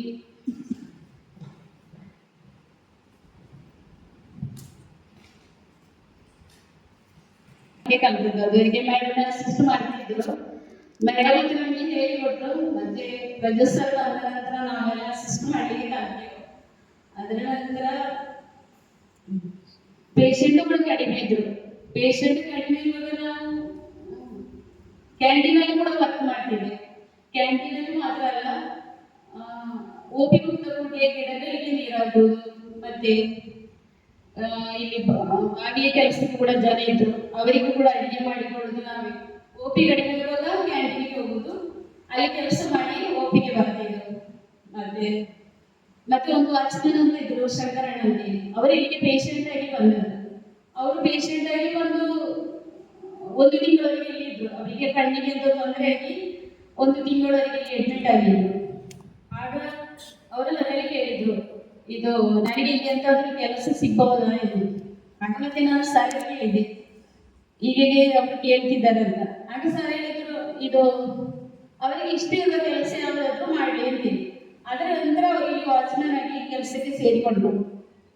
ಅವರು ಕೂಡ ಎಲ್ಲ ಕೆಲಸದವರೊಟ್ಟಿಗೆ ನಾವು ಸೇರಿ ಮಾಡ್ತಿದ್ದೆವು. ಮತ್ತೆ ಸ್ವಲ್ಪ ನಂತರ ನಾವು OTಯಲ್ಲಿ ಅಸಿಸ್ಟ್ ಮಾಡಲಿಕ್ಕೆಲ್ಲ ಕಲ್ತೆವು. ಎಲ್ಲ ಕೆಲಸವನ್ನು ಕೂಡ ನಾವು ಮಾಡ್ತಿದ್ದೆವು. OT ಆಗಿ ಆದ್ರೆ OT ಕಲಿತ ನಂತರ OT ಕೆಲಸ ಕೂಡ ಎಲ್ಲ ಮಾಡ್ತಿದ್ದೆವು. ಮತ್ತೆ ಎಲ್ಲ ನೆನಪು ಇಲ್ದಿಲ್ಲ.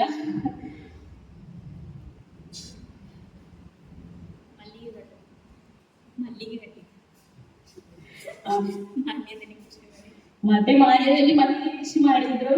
ಆಗ ಉಮೇಶರು ಯಾವಾಗಲೂ ಮಲ್ಲಿಗೆ ಹೋಗುದು ಅದು ಕೊಡ್ತಿದ್ರು, ಅದನ್ನು ಕಟ್ಟಿ ನಾವು ಅಂಗಡಿಗೆ ಕೊಡ್ತಿದ್ದೆವು. ಮತ್ತೆ ವರ್ಷ ಇಲ್ಲಿ ಓಣಂ ಪ್ರೋಗ್ರಾಮ್ ಕೂಡ ಇತ್ತು. ಓಣಂ ಪ್ರೋಗ್ರಾಮ್ ಅಂದ್ರೆ ನಾವು ಎಲ್ಲರೂ ಒಂದು ಫ್ಯಾಮಿಲಿ ಆಗಿ ಇಲ್ಲಿ ರಾತ್ರಿಗೆ ನಾವು ಇಲ್ಲಿ ಡೆಕೋರೇಷನ್ ಎಲ್ಲ ಮಾಡುವ ಕಾರ್ಯಕ್ರಮ ಇತ್ತು. ಎಲ್ಲರೂ ಎಂಜಾಯ್ ಮಾಡ್ತಿದ್ದೆವು. ಮತ್ತೆ ಮನೆಗಳ ಬಗ್ಗೆ ಕೂಡ ಆಗಿ ಅಂದ್ರೆ ನಾವಿಲ್ಲಿ ಸಂಡೇ ಡ್ಯೂಟಿಗೆ ಬರುವ ದಿವಸ ಸಾವಿಗೆಲ್ಲ ನಾವು ಮನೆಗೆ ಹೋಗ್ತಿದ್ದೆವು. ಆಗಲೇ 10 ಸಾವಿರ ಇರುವಾಗ 10 ಸಾವಿರ ಹೇಳ್ತಿದ್ರು, ನೀವೆಂತಾದ್ರು ಚಾಯ್ ಏನಾದ್ರು ಕೊಡ್ತೀರಾ ಹಾಗೆಲ್ಲ ಕೇಳ್ತಿದ್ರು. ಮತ್ತೆ ಸರವರ ಮನೆಗೆ ಹೋದ್ರೆ ಎಲ್ಲರೂ ಫ್ಯಾಮಿಲಿ ಆಗಿ ಎಲ್ಲರೂ ಒಟ್ಟಿಗೆ ಕೂತ್ಕೊಂಡು ಚಾ ಕುಡಿತಿದ್ದೆವು. ಅಂದ್ರೆ ಅವರಿಗೆ ಅಂದ್ರೆ ಯಾರು ಬೇರೆ ಇರ್ತಿರ್ಲಿಲ್ಲ, ಎಲ್ಲ ಒಂದು ಫ್ಯಾಮಿಲಿ ಆಗಿ ಇದ್ದದ್ದು. ಅದು ನನಗೆ ತುಂಬಾ ಇಷ್ಟ ಆಗಿತ್ತು.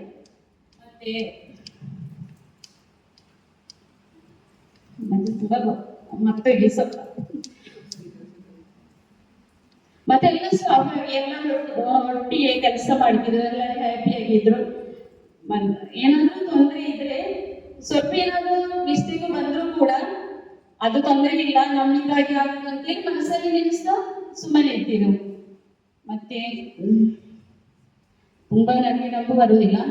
ಮತ್ತೊಂದು ನನಗೆ ಹೊಟ್ಟೆಯಲ್ಲಿರುವ ಒಂದು ಘಟನೆ ಹೇಳ್ತೀನಿ. ಇತ್ತೀಚೆಗೆ ನಾನು ಹೊಟ್ಟೆಯಲ್ಲಿ ಒಂದು ಶುಕ್ರವಾರ ಅಸಿಸ್ಟ್ ಮಾಡಿದ್ದೆ.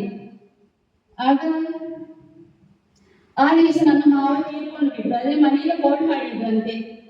ಆಗ ಹೊಟ್ಟೆಯಲ್ಲಿ ಯಾರು ಮನೆಯಲ್ಲಿ ಹೇಳಿ ನನಗೆ ಅಂತ ಟೆನ್ಷನ್ ಕೂಡ ಆಗಲಿಲ್ಲ. ಆಗ ಭವ್ಯಗೆ ಓಟಿಗೆ ಬಂದು ಹೇಳಿದ್ರು, ಭವಿಷ್ಯದ ಅಕ್ಕ ನೀವಿದ್ದೀರಕ್ಕ, ನಾನು ಓಟಿ ಅಸಿಸ್ಟ್ ಮಾಡಿದೆ. ನನಗೆ ಆದ್ರೂ ಕೂಡ ಈಗ ಟೆನ್ಷನ್ ಆಗಲಿಲ್ಲ.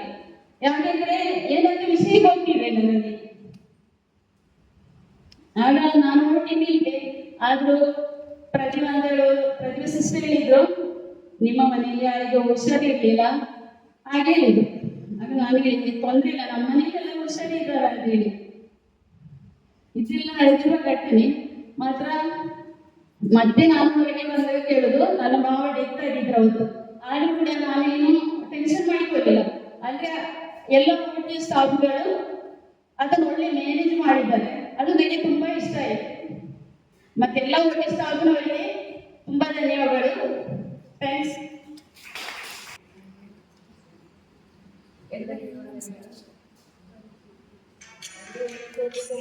ಅಂದ್ರೆ KGN ಫ್ಯಾಮಿಲಿ ಅಂತ ಈಗ ನಾವು ಅನೌನ್ಸ್ ಮಾಡಾಗ ಹೇಳ್ತೇವಲ್ಲ, KGN ಫ್ಯಾಮಿಲಿ ಅಂತ. ನಾವು KGN ಫ್ಯಾಮಿಲಿ ಮತ್ತೆ ಮನೆ ಅದು ಎರಡು ನಾವು ಒಗ್ಗಟ್ಟಾಗಿದ್ದೇವೆ. ಅಂದ್ರೆ ಸರ್ ನಮ್ಮ ಮನೆಗೆ ಬರ್ತಾ ಇದ್ರು, ವೀಕ್ಗೆ ಒಮ್ಮೆ ಅದು ಬರ್ತಾ ಇದ್ರು. ಮತ್ತು ಸರ್ ಅಜ್ಜ ಸರ್ ಮತ್ತೆ ನೀನ್ ಚಾಟಿಗೆ ಬಂದ್ರೆ ಮನೆಗೆ ಬಂದ್ರೆ ಅಪ್ಪ ಅಂತ ಮಾತಾಡೋದು ಹೋಗೋ ಪಂಚಾಯತಿಗೆ ಇಲ್ಲ, ಅಷ್ಟು ನಿಯರ್ ಆಗಿತ್ತು. ಮತ್ತೆ ನಾನು ಜಾಯಿನ್ ಆಗಿದ್ದೆ ಟೆಂಪರರಿ ಆಗಿ 2003 ಮಾರ್ಚ್ ಟೈಮಲ್ಲಿ. ಆಗ ಬಿಜೋಣ ಬೇರೆ ಕೆಲಸ ಸಿಗ್ತದೆ ಅಂತ ಹೇಳಿ ಅವರು ಕಂಡೋದ್ರು. ನನ್ನನ್ನು ಮನೆಗೆ ಬಂದು ಕರ್ಕೊಂಡು ಬೇರೆ ಯಾರಾದ್ರೂ ನಿಯರ್ ಆಗಿ ಬಿಟ್ಟು ಯಾರು ಇರಲಿಲ್ಲ. ಅದಕ್ಕೆ ನಾನು ಕರೆದು, ನನಗೆ ಗೊತ್ತಿರಲಿಲ್ಲ, ನಾನು ಬರೋದಲ್ಲಿ ಇರಲಿಲ್ಲ, ನನಗೆ ಇಷ್ಟ ಇಲ್ಲ ಅಂತ ಹೇಳಿದ್ದೆ. ನನಗೆ ಹಾಸ್ಪಿಟ್ಲಿಗೆ ನನಗೆ ಗೊತ್ತಿರಲಿಲ್ಲ. ಮತ್ತೆ ಇಲ್ಲಿ ಅವರು ಬಂದು ಮನೆಗೆ ಬಂದು ತಮ್ಮೊಟ್ಟಿಗೆ ಬಂದು ನಾನು ಇಲ್ಲಿ ಕರ್ಕೊಂಡು ಬಂದು ಇಲ್ಲಿ ತೋರಿಸಿ ಹೇಳಿದ್ರು, ಇದೇ ಸಣ್ಣ ಆಫೀಸರ್, ಇಲ್ಲೇ ಜಾಯಿನ್ ಆಗುಂತ. ಆದ್ರೂ ಮತ್ತೆ ನನಗೆ ಇದ್ದ ಕೆಲಸವನ್ನು ನಾನು ಬಿಟ್ಟಿಲ್ಲ. ಸರ್ ಹೇಳಿದ್ರು, ಮತ್ತು ಆಯ್ಕೆಗೆ ಒಂದು ದಿವಸ ವನಾದಲ್ಲಿ ಗೌರ್ಮೆಂಟ್ ಹಾಲಿಡೇಸ್ ವನಾದಿ ಅಂತ ಹೇಳಿದ್ರು.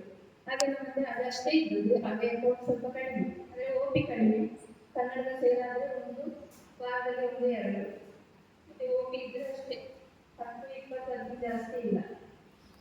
ಅದು OP ಇದ್ರೆ ನಾವು ಅವರ ಮೇಲೆ ನಮಗೆ ಟೈಮಿಂಗ್ 20 ಬರ್ಬೇಕು. ಅಂದರೆ ಸ್ಟಾಫ್ ಬರೋ ಟೈಮ್ 8:30.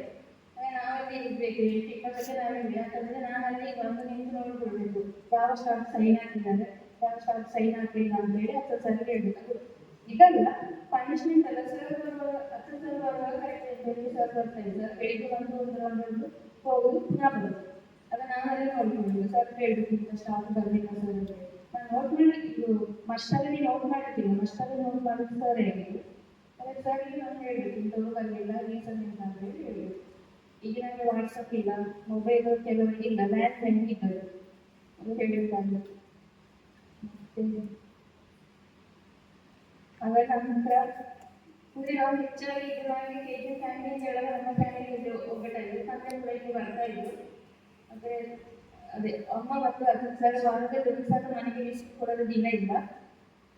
ಕ್ರಮೇಣ ಅದು ಕಡಿಮೆ ಆಗ್ತಾ ಬಂದವರಿಗೆ ಮತ್ತೆ ಇಲ್ಲಿ ಹಾಸ್ಪಿಟಲ್ ಹೋಗ್ತಾ ಇತ್ತು, ಅದು ಕಡಿಮೆ ಆಗ್ತಾ ಬಂತು.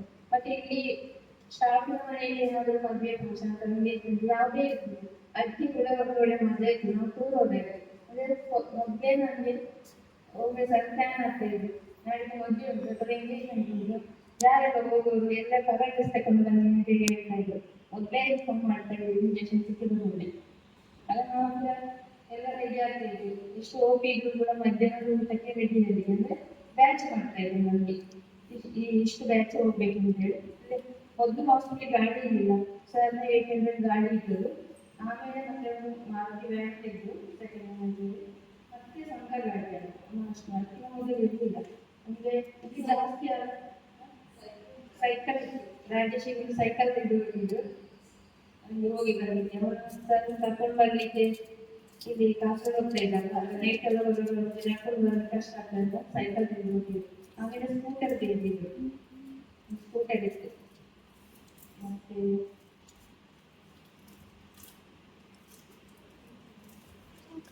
ಇದು ಈ ಹಾಸ್ಪಿಟಲ್ ಮೊದಲು ಅಲ್ಲಿತ್ತು, ಮತ್ತೆ ಸಣ್ಣ ಇದೆ.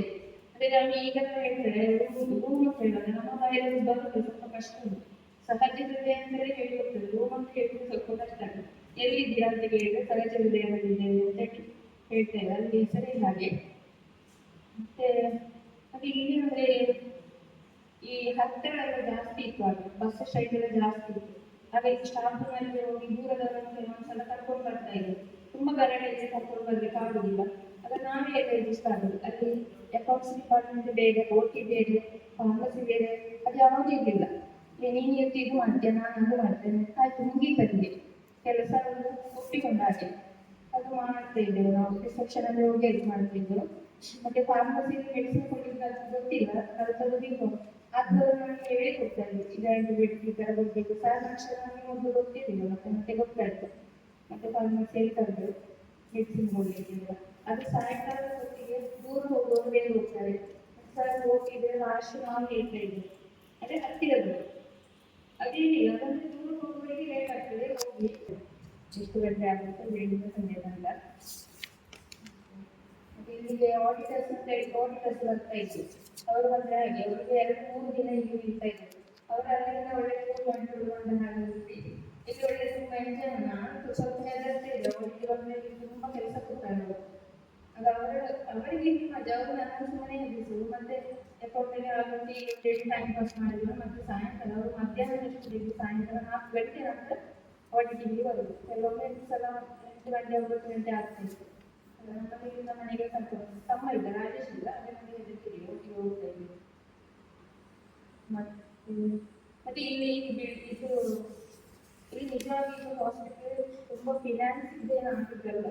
ಈಗ ಈಗ ನನಗೆ ಗೊತ್ತಿಲ್ಲ, ಈಗ ಇನ್ಕಮ್ ಉಂಟಾ ಅಂತ ನನಗೆ ಗೊತ್ತಿಲ್ಲ. ಆದ್ರೆ ಆ ಟೈಮಲ್ಲಿ ಎಂತ ದುಡ್ಡಿಲ್ಲ ಅಂತ ಹೇಳಿದ್ರೆ ಅಮ್ಮ ಇನ್ನೇ ಪೈಸೆ ಉಂಟು ಅಂತ ಕೇಳೋದು.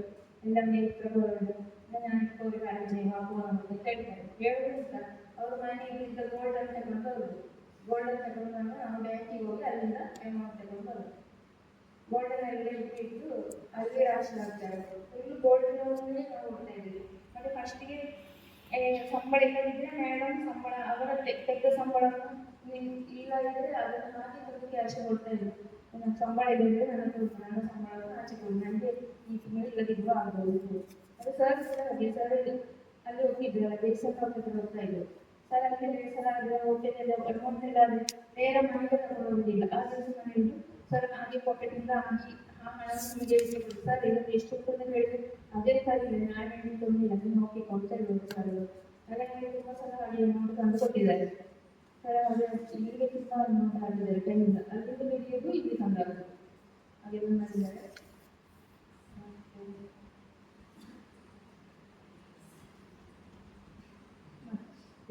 ಮೀಟಿಂಗ್ ಅಂದ್ರೆ ನಮಗೆ ಒಂದು ವಾಟ್ಸಪ್ ಇರಲಿಲ್ಲ, ಮೊಬೈಲು ಇಲ್ಲಲ್ಲ, ಇದ್ರೆ ಒಂದಿಷ್ಟು ಸಣ್ಣ ಮೊಬೈಲ್ ಅದರಲ್ಲೇ ಆಗಬೇಕು. ಅದು ಎಲ್ಲ ಕಡೆಯಲ್ಲಿ ಇಲ್ಲ. ನಾವೇನು ಮಾಡೋದು, ಎಲ್ಲ ಮೀಟಿಂಗೇ ಸೇರಬೇಕಾಗಿತ್ತು. ಮೀಟಿಂಗ್ ಇಲ್ಲ ನಮ್ಗೆ ಎಂತ ಮಾಡಲಿಕ್ಕೆ ಆಗುದಿಲ್ಲ. ಪ್ರತಿಯೊಂದಕ್ಕೂ ಮೀಟಿಂಗ್ ಅಂದ್ರೆ ಅಲ್ಲಿ ಕೆಳಗೆ ಆಪರೇಷನ್ ಹೇಳಿದ್ರು. ಈಗ ಹಾಲ್ ಇತ್ತಲ್ಲ, ವೇಟಿಂಗ್ ಏರಿಯಾ ಮಾಡಿದ್ರಲ್ಲ, ಅದು ಓಪನ್ ಏರಿಯಾ ಆಗಿತ್ತು, ಅಲ್ಲಿ ಮಾಡ್ತಾ ಇದ್ವಿ. ಮತ್ತೆ ಒಳಗೆ ಮಾಡ್ತದಲ್ಲ ಅಲ್ಲಿ ಸಹ ಮಾಡ್ತಾ ಇದ್ದೀವಿ. ಎಲ್ಲ ಸೋಮವಾರ ಮಧ್ಯಾಹ್ನ 2 ಗಂಟೆಗೆ ಸ್ಟಾರ್ಟ್ ಮೀಟಿಂಗ್, ಎಲ್ಲ ಶುಕ್ರವಾರ ಮಧ್ಯಾಹ್ನ 2 ಗಂಟೆಗೆ ಎಂಬಸರ ಮೀಟಿಂಗ್. ಆ ಎಂಬಸರ ಮೀಟಿಂಗಲ್ಲಿ ಆದಷ್ಟು ಕಲಿತೇವೆ, ಯಾವ ಮೀಟಿಂಗಲ್ಲಿ ಆಗೋದಿಲ್ಲ. ನಾವು ಸ್ಟಾಫ್ಗಳೇ ಮಾಡೋದು ಮೀಟಿಂಗ್. ಅಂದರೆ ಒಬ್ಬ ಅವರ ಇನ್ಚಾರ್ಜ್ ಅಂತ ಇಲ್ಲ ಅಲ್ಲಿ, ಎಲ್ಲರೂ ಇನ್ಚಾರ್ಜ್ಗಳೇ. ಅಂದರೆ ಒಬ್ಬರು ಅವರ ಕೆಲಸದಲ್ಲಿ ಈಗ ಪದ್ಮಾವತಿ ಓಕೆ ಇದ್ರೆ ಅಲ್ಲಿ ಆಗೋದನ್ನೆಲ್ಲ ರೆಕಾರ್ಡ್ ಬರ್ಕೊಂಡು ಬಂದು ಇಲ್ಲಿ ಹೇಳಬೇಕು. ಆಗ ಅದನ್ನು ನಾನೆಲ್ಲ ನೋಟ್ ಮಾಡಿ ನನಗೆ ಇದು ಬರೆಯುವ ಕೆಲಸ ಜಾಸ್ತಿ. ಮೀಟಿಂಗಲ್ಲಿ ಎಲ್ಲ ಬರೆದು ಅದನ್ನು ಇವರಿಗೆ ಬೋರ್ಡ್ ಮೆಂಬರಿಗೆ ಕೊಡಬೇಕು. ಅಂದರೆ ಬೋರ್ಡ್ ಮೆಂಬರ್ ಇವ ಸರ್ ಇರ್ತಿದ್ರು, ಅದನ್ನು ಸರ್ ನೋಡಿ ಸ್ಯಾಂಕ್ಷನ್ ಅಂತ ಇದ್ದದಕ್ಕೆ ನಾವು ಪರ್ಚೇಸ್ ಮಾಡೋದು. ಅಲ್ಲಿ ಕೂಡ ಫಿನಾನ್ಸ್ ನೋಡ್ತಾ ಇದ್ವಿ, ಯಾವುದು ಬೇಕು ಹೇಳಿ. ನಾವು ಇನ್ನೊಂದು ಸಲ ಮೀಟಿಂಗ್ ಮಾಡಿ ಸ್ಟಾಫ್ ಡಿಸೈಡ್ ಮಾಡಿದ್ದನ್ನು ಅವರಿಗೆ ಬಿಟ್ಟಿರಲಿಲ್ಲ. ಸರ್ ಕೂಡ ಬಂದು ನೋಡಿ ಮತ್ತೆ ಬಂದು ಅವರು ಪ್ರಾಕ್ಟಿಕಲಿ ನೋಡ್ತಾ ಇದ್ವಿ. ಈಗ ಬಂದು ಹೋಗಿದೆ ಅಂತ ಹೇಳಿದ್ರೆ ನೋಡ್ತಾ ಇದ್ವಿ, ಎಲ್ಲಿ ಬಂದು ಹೋಗಿದ್ದು ಸರ್ ಬಂದು ನೋಡ್ತಾ ಇದ್ವಿ. ಅಚ್ಚನ್ ಸರ್ ಕೂಡ ಅಷ್ಟೇ, ಪ್ರಾಬ್ಲಮ್ ಅಂತ ಇದ್ರೆ ಸರ್ ಹೇಳ್ತೀವಿ, ನೀವು ಎಂಬ ಸರ್ ಇಂದು ಡಿಸ್ಕಷನ್ ಮಾಡಬೇಕು ಅಂತ ಹೇಳಿ ಅಚ್ಚನ್ ಸರ್ ಬಂದು ಹೇಳ್ತಾ ಇದ್ರು. ಇದೇ ಒಂದು ಪಾಯಿಂಟ್ ಹೇಳ್ತೀನಿ ನಮ್ಮ ಸರ್ ಅದೆಲ್ಲ ಹೇಳ್ತಾ ಇರ್ತೀನಿ ನಿಮಗೆ. ಅಂದರೆ ಸರ್ ನಮಗೆ ಇದು ಜಾಸ್ತಿ ನಡೀತಾ ಇತ್ತು ಅಚ್ಚನ್ ಸರ್ ಎಲ್ಲ ಇದರಲ್ಲಿ ನಡೀತಾ ಇತ್ತು. ಮತ್ತು ಈ 2009ರಲ್ಲಿ ಹಾಸ್ಪಿಟಲ್ 8 ಲಾಸ್ಟ್ ಕಂಟಿನ್ಯೂ ಸ್ಟಾರ್ಟ್ ಮಾಡಿದ್ರು. ಮತ್ತು 10 ಮೇ 2 ಇದು ಇನಾಗ್ರೇಷನ್ ಆಗಿದೆ. ಆಗ ಕೂಡ ಹಾಗೆ ತುಂಬ ಇದು ಲೋನಲ್ಲೇ ಕಟ್ಟಿದ್ದು, ಫುಲ್ ಲೋನಲ್ಲೇ ಮಾಡಿದ್ದು, ಏನು ಪೈಸೆ ಕೈಯಲ್ಲಿ ಇರಲಿಲ್ಲ ಅಕೌಂಟಲ್ಲಿ ಕೂಡ. ಅದು ಮತ್ತೆ ಆಡಿಟರ್ಸ್ ಅಂದರೆ ನಮಗೆ ಈ ರೀತಿ ಬಂದವರು ದೂರ ಇರಲಾಗ್ಬೋದು, ಬಂದು ಹೆಲ್ಪ್ ಮಾಡಲಿಕ್ಕೆ ಅವ್ರಿಗೆ ಆಗುದಿಲ್ಲ. ಅದು ನಾನು ಇಲ್ಲೇ ಬ್ಯಾಲೆನ್ಸ್ ಮಾಡಿ ಇಲ್ಲೇ ಕೊಡುದು, ಅದು ನಡೀತಾ ಇತ್ತು. ಅದು ಆನ್ಲೈನ್ ಅಂತೂ ಯಾವುದಿಲ್ಲ, ನಾವು ಹೋಗಿ ಬ್ಯಾಂಕಿಗೆ ಹೋಗಿ ಸಬ್ಮಿಟ್ ಮಾಡಬೇಕು. ಕಣ್ಣೂರಿಗೆ ಹೋಗುವುದು ಎಲ್ಲ ಕಷ್ಟವೇ ಆಗಿದೆ. ಮತ್ತೆ ಇದರ ಜೊತೆಗೆ ನಮಗೆ ಎಲ್ಲದಕ್ಕೂ ಸಹ ಅಚ್ಚ ಸರ್ ಮತ್ತೆ ಅಮ್ಮಗಳು ಒಟ್ಟಿಗೆ ಇತ್ತು. ಅಚ್ಚ ಸರ್ ಮಕ್ಕಳ ಮಟ್ಟಿಗೆ ಅಮ್ಮ ಬರ್ತಾ ಇದ್ರು, ದಿನಾ ಆಫೀಸಿಗೆ ಬರ್ತಾ ಇದ್ರು, ಅಲ್ಲಿಗೆ ದಿನಾ ಬರ್ತಾ ದಿನ ಬಂದು ಏನಾದರೂ ಪರ್ಚೇಸ್ ಹೋಗಿದ್ರೆ ನಮ್ಮೊಟ್ಟಿಗೆ ಅಮ್ಮ ಬರ್ತಾ ಇದ್ರು ಪರ್ಚೇಸ್ ಹೋಗುವಾಗ. ಅಲ್ಲಿ ಹೋಗಿ ನಾವು ಹಾಸ್ಪಿಟಲಲ್ಲಿ ಫುಡ್ ಮಾಡೋದಿಲ್ಲ, ಮಾಡ್ತಾ ಇದ್ರು ಅಮ್ಮ. ಇಲ್ಲಿ ಮತ್ತೆ ಇಲ್ಲಿ ದುಡ್ಡು ಕಟ್ಟಿದ್ದಲ್ಲ ಅಮ್ಮ ಮಾಡ್ತಾ ಇದ್ರು, ನಾನು ಕೊಡ್ತಾ ಇದ್ದೆ. ಸೇವೆ ಏನಾದರೂ ತಿಂದಿದ್ರೆ ತಿಂಡಿ ಅಂತ ಹೇಳಿ ಮತ್ತೆ ಇದಕ್ಕೆ ನಮಗೆ ಅಲ್ಲಿ ದುಡ್ಡು ಇರುವುದಿಲ್ಲ ಅಲ್ಲ, ಖರ್ಚು ಜಾಸ್ತಿ ಆಗ್ತದೆ, ಆಗ ಅಮ್ಮ ಕೊಡ್ತಾ ಇದ್ರು. ಮತ್ತೆ ಇಲ್ಲಿ ಕೂಡ ಹಾಗೆ ಗಾರ್ಡನ್ ತುಂಬಾ ಚಂದ ಇತ್ತು ಆಗ. ಗಾರ್ಡನ್ಗೆ ಅಂದ್ರೆ ಎಲ್ಲರೂ ಹೋಗ್ಲಿಕ್ಕಿಲ್ಲ, ಒಂದೊಂದು ದಿವಸದಲ್ಲಿ ಫ್ರೀ ಟಚ್ ಮಾಡಿ ಹೋಗುದು. ಅದರಲ್ಲಿ ಸರ್ಟಿಫಿಕೇಟ್ ಇದ್ದವ ಇಲ್ಲದವ ಹಾಗೇನು ಇದಿಲ್ಲ, ಸರ್ಕುಲ ಬರ್ತಾ ಇದ್ರು. ಮನೆಯಲ್ಲಿ ಗಿಡ ಹಾಕಲಿದೆ, ಗಿಡಗಳಿಗೆಲ್ಲ ಅಚ್ಚ ಸರ್ ಮತ್ತೆ ಒಟ್ಟಿಗೆ ಇರ್ತಾ ಇದ್ರು, ಅಚ್ಚ ಸರ್ ಅಮ್ಮ ಒಟ್ಟಿಗೆ ಇರ್ತಾ ಇದ್ರು. ಅಲ್ಲಿ ಸ್ವಲ್ಪ ನಾವೇನಾದರೂ ಟಯರ್ಡ್ ಆದ್ರೆ ಅಮ್ಮ ಬೇಗ ಕ್ಯಾಂಟೀನ್ ಕಳಿಸ್ತಾ ಇದ್ರು, ಏನಾದರೂ ಚಾ ಏನಾದರೂ ಮಾಡಿ ಅದು ನಮಗೆ ಫ್ರೀ ಆಗಿತ್ತು. ಬರೀ ದಿವಸ ಕುಡಿಲಿಕ್ಕೆ ಅಮ್ಮ ಎದ್ದು ಓಡ್ತಾ ಇದ್ರು ಕ್ಯಾಂಟೀನ್ಗೆ, ಅಮ್ಮ ತೆಗೆದು ಕೊಡ್ತಾ ಇದ್ರು.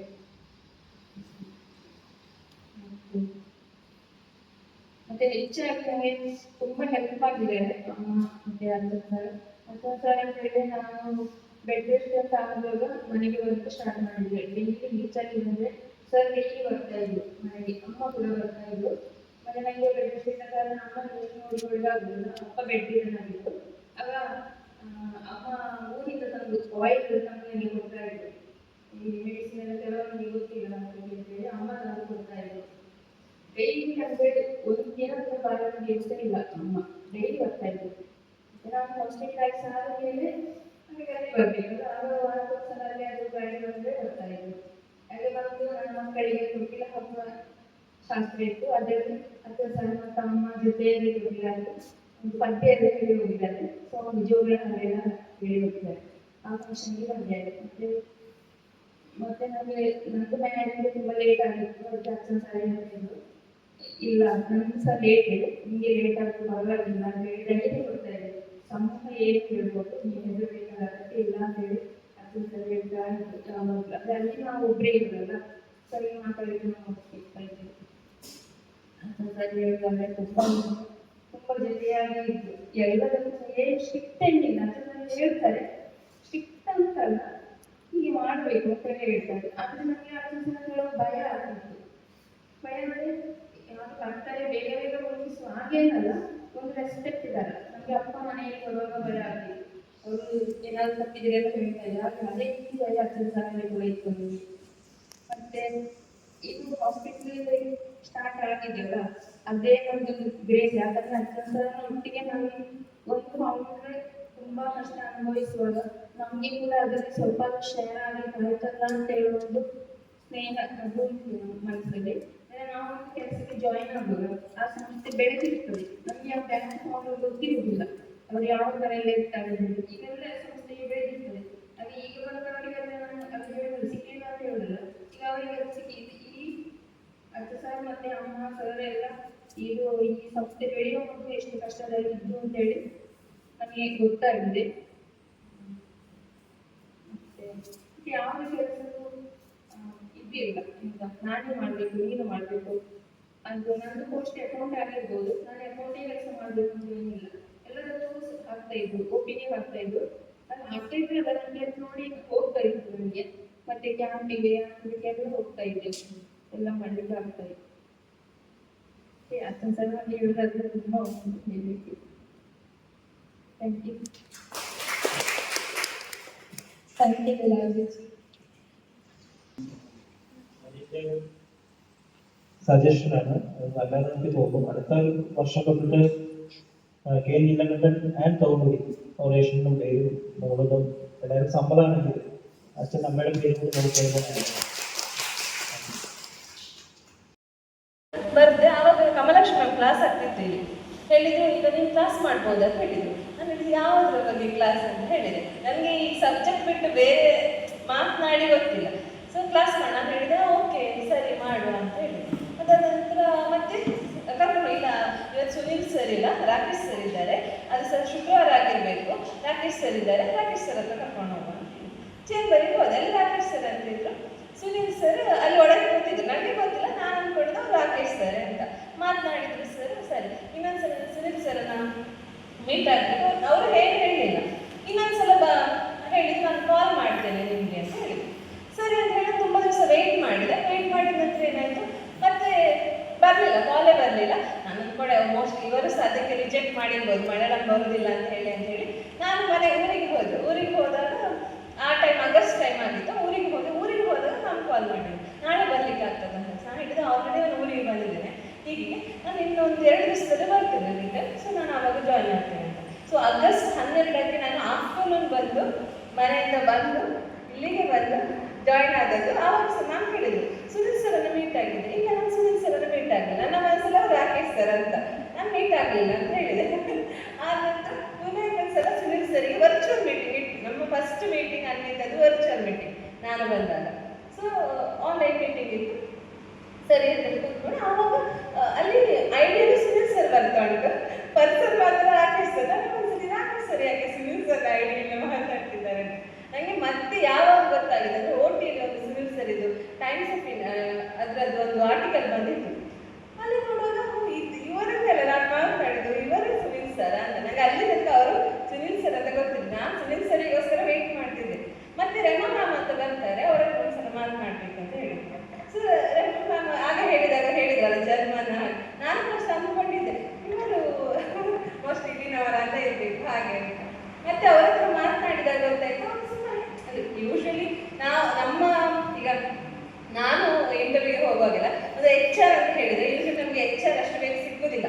HR ಮೀಟ್ ಮಾಡಬೇಕಿದ್ರೆ ತುಂಬ ಏನು ಅಪಾಯಿಂಟ್ಮೆಂಟ್ ತಗೊಂಡು ಹೋಗ್ಬೇಕು, ಇಲ್ಲ ಡೈರೆಕ್ಟರ್ಸ್ನ ಮೀಟ್ ಮಾಡಬೇಕಿದ್ರೆ ಅಷ್ಟು ಪ್ರೊಸೀಜರ್ಸ್ ಇರ್ತದೆ. ಸೊ ಇಲ್ಲಿ HR ಕೂಡ ಈಸಿಯಾಗಿ ನಮಗೆ ಸಿಕ್ಕಿದ್ರು. ಮತ್ತೆ ನನಗೆ HR ಅಂತ ಅನ್ನಿಸ್ತಿಲ್ಲ ಅವರನ್ನು ಹಾಗಂತಲ್ಲ, ಅಂದರೆ ಮಾತನಾಡುವಾಗ ಒಂದು HR ಇದು ಮಾಡುವಾಗ ಹಾಗೆ ಅವ್ರು ಆಗ ಹೇಳಿದಾಗೆ ಫ್ರೆಂಡ್ಲಿ ಆಗಿದ್ರು ಅವರು. ಮತ್ತೆ ಡೈರೆಕ್ಟರ್ ಅಂತ ಮೀಟ್ ಮಾಡಬೇಕಂದ್ರೆ ಮ್ಯಾಮ್ನ ಮೀಟ್ ಮಾಡ್ಬೇಕಂತ ಹೇಳಿದ್ರು. ಸೊ ನಾನು ಆವಾಗ ಅನ್ಕೊಂಡೆ ಇವರು ಡೈರೆಕ್ಟರ್ ಅಂತ ಇಷ್ಟು ಡೌನ್ ಟು ಅರ್ತ್ ಪರ್ಸನ್ ಇರ್ತಾರೆ. ಅದನ್ನು ಸರ್ನ ಮೀಟ್ ಆಯ್ತು, ಹಾಗೆ ಮುಂದುವರಿತಾ ಹೋಯ್ತು. ಮತ್ತೆ ಇಲ್ಲಿ ಪ್ಲೇಸ್ ಇರಲಿಲ್ಲ. ಸೊ ನಾನು ಫಸ್ಟ್ ಹೋದದ್ದೇ ಆಪ್ಟಿಕಲ್ಸಿ.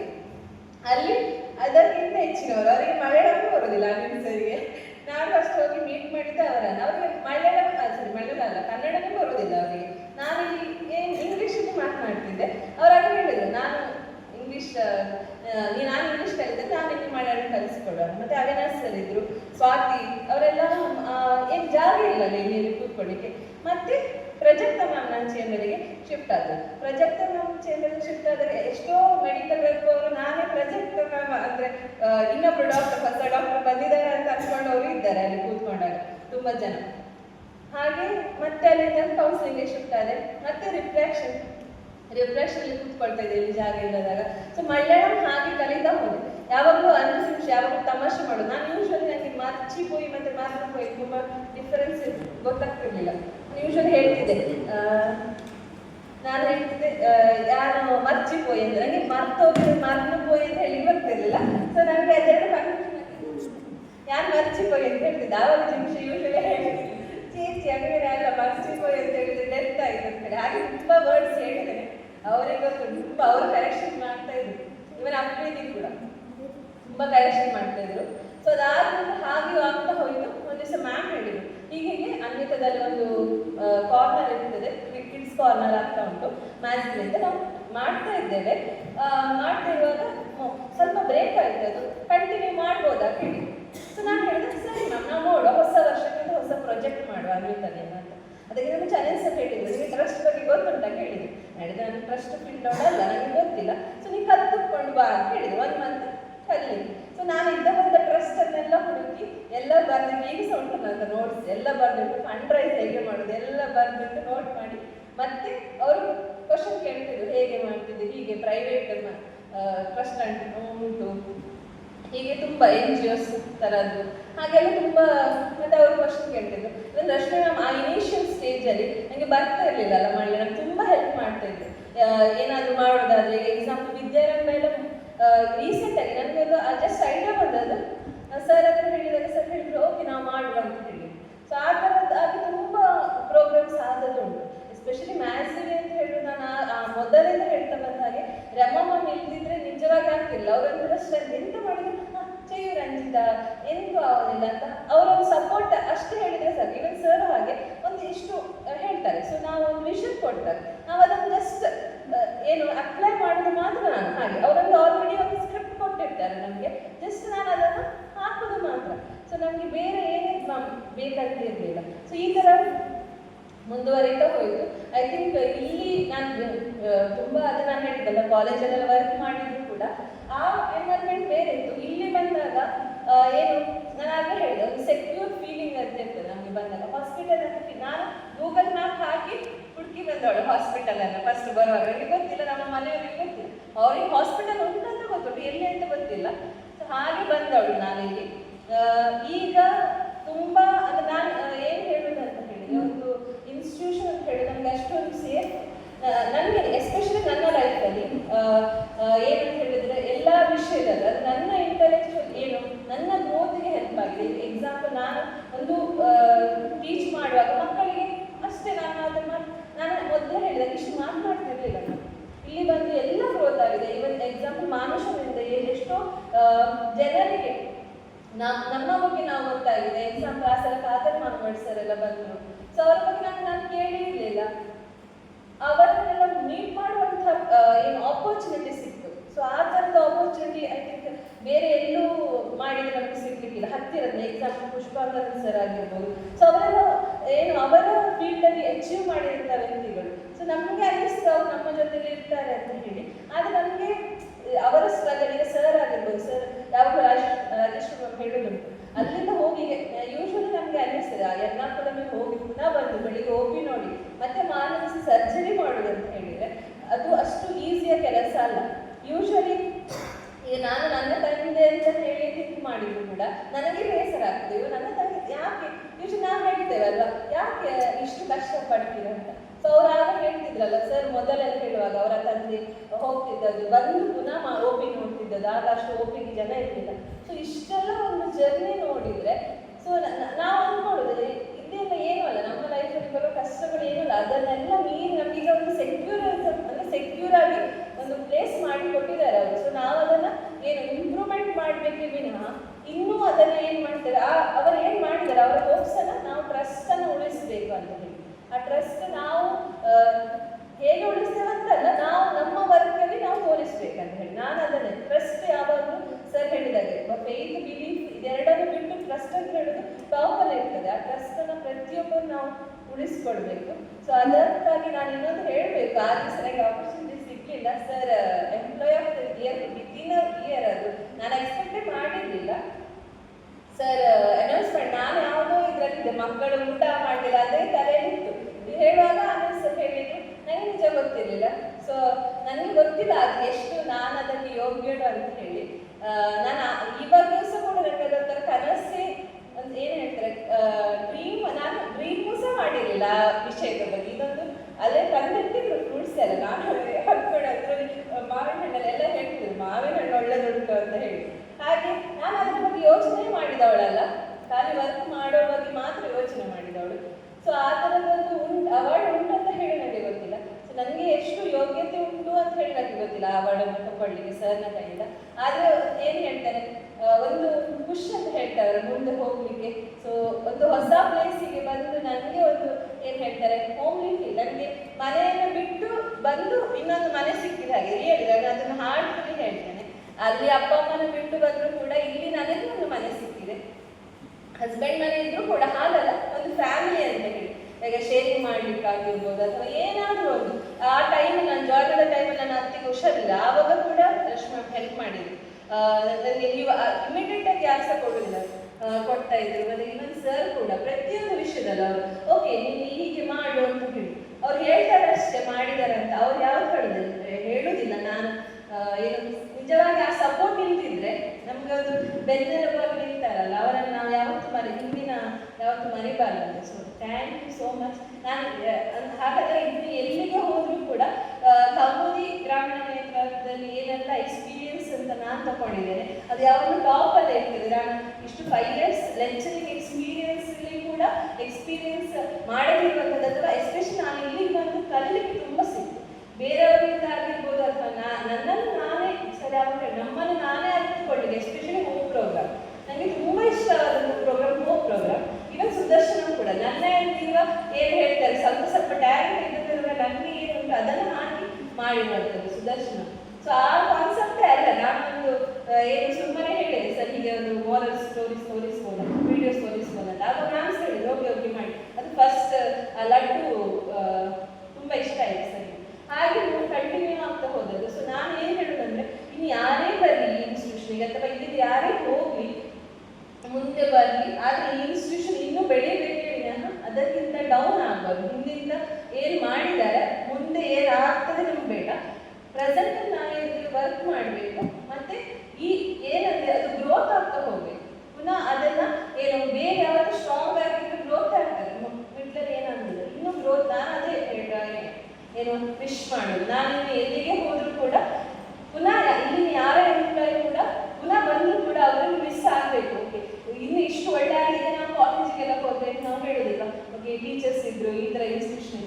ನನಗೆ ನಿಜ ಅದೇ ಫೀಲ್ ಆಗ್ತದೆ. ನಾನು ಅದು ಆಗಲೇ ಹೇಳಿದಾಗ ನನಗೆ ಇನ್ನೊಂದು ಫ್ಯಾಮಿಲಿ ಸಿಕ್ಕಿದ ಹಾಗೆ. ಆಲ್ಮೋಸ್ಟ್ ನನ್ನ ಮನೆ ಅಮ್ಮ ಅಪ್ಪನಿಗೆ ಎಲ್ಲರಿಗೂ ಗೊತ್ತಿದೆ, ಎಲ್ಲರ ಹೆಸರು. ನಾನು ಯಾವಾಗಲೂ ಕಾಲ್ ಮಾಡೋದು ಹೇಳ್ತಾ ಇರ್ತೇನೆ, ಆಲ್ಮೋಸ್ಟ್ ಎಲ್ಲರ ಹೆಸರು ಗೊತ್ತಿದೆ. ಇವನ್ ನನ್ನ ಹಸ್ಬೆಂಡ್ಗೆ ಆಗಲಿ ಎಲ್ಲರಿಗೂ ಗೊತ್ತಿದೆ. ಅವ್ರು ಯೂಶಲಿ ಹೇಳ್ತಾರೆ. ನನಗೆ ಬರೋದಂತ ಹೇಳಿದ್ರೆ ತುಂಬ ಇಷ್ಟ. ನಾನು ಏನು ಹೇಳ್ತಾರೆ ರಜೆ ತಗೊಂಡ್ರೆ ಸ್ವಲ್ಪ ಇದಾಗ್ತದೆ, ಬಿಟ್ಟರೆ ದೂರ ಅಂತ ಹೇಳಿ ಬಿಟ್ಟರೆ ಮತ್ತೆ ಬೇರೆ ಏನಿಲ್ಲ. ಇಲ್ಲಿ ಸ್ಟಾಫ್ ಆಗಿರ್ಬೋದು ಅಷ್ಟು ಒಳ್ಳೆಯದಾರೆ, ಎಲ್ಲರೂ ಸಹ ಹಾಗೆ.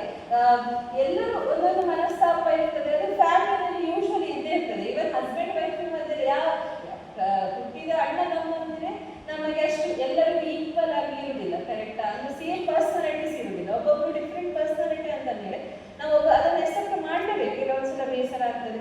ಸೊ ಅದನ್ನೆಲ್ಲ ಮೀರಿ ನಾನು ಅದಕ್ಕೆ ಹೇಳಿದ್ರೆ ಒಂದು ಗ್ರೋತ್ ಮಾಡಬೇಕು. ಇನ್ನು ನೆಕ್ಸ್ಟ್ ಕೌಮುದಿ ಅಂತ ಹೇಳೋದು ಇನ್ನೂ ಏನು ಅದು ಹುಣ್ಣಿಮೆ ಚಂದ್ರ ಅಲ್ಲ ಕೌಮುದಿ ಅಂತ ಹೇಳಿದ್ರೆ, ಹಾಗೆ ಹೊಳಿಬೇಕು, ಇನ್ನೂ ತುಂಬ ಶೈನ್ ಆಗಬೇಕು, ಇನ್ನೂ ಏನು ತುಂಬ ಇರ್ತಾರೆ. ನನ್ನದು ಅದೇ ಒಂದು ವಿಶ್. ನಾವು ಇನ್ನು ಎಲ್ಲೇ ಹೋದರೂ ಕೂಡ ಅದೊಂದು ಹೆಸರು ನನಗೆ ಕೇಳ್ತಾ ಇರಬೇಕು ಅಂತ ಹೇಳಿ ಅಷ್ಟೇ. ಥ್ಯಾಂಕ್ ಯು ಸೋ ಮಚ್ ಈ ಆಪರ್ಚುನಿಟಿ ಕೊಟ್ಟಿದ್ದಕ್ಕೆ. ಎಸ್ಪೆಷಲಿ ರಮಾ ಮ್ಯಾಮ್ ಮತ್ತೆ ಸುನಿಲ್ ಸರಿ ಥ್ಯಾಂಕ್ಸ್ ಹೇಳಲೇಬೇಕು.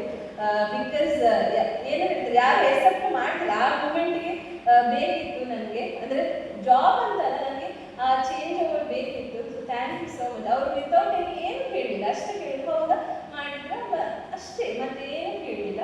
ಇವನ್ ರಶ್ಮಿ ಮಾಮಿ ಕೂಡ ಥ್ಯಾಂಕ್ ಯು. ನಾನು ತುಂಬ HR ಅಂದರೆ ಇಂಟರ್ವ್ಯೂಸ್ಗೆಲ್ಲ ಹೋಗಿದ್ದೇನೆ, ಆದರೆ ದಿಸ್ ಒನ್ ಇಸ್ ಏನು ಹೇಳ್ತಾರೆ ತುಂಬ ಅವರು ಕ್ವಶನ್ ಆಗಿರ್ಬೋದು. ಇವನ್ ನಾವೇನಾದರೂ ವರ್ಕ್ ಮಾಡಿದರೆ ಬೇರೆಯವ್ರಿಗೆ ಹೇಳುವಾಗ ಕೂಡ ಅವರು ಸ್ವಲ್ಪ ನಾವು ವರ್ಕ್ ಮಾಡಿದ್ದಕ್ಕಿಂತ ಜಾಸ್ತಿ ಎಕ್ಸ್ಪ್ಲೈನ್ ಮಾಡ್ತಾರೆ ಕೆಲವೊಂದು ವಿಷಯಗಳು.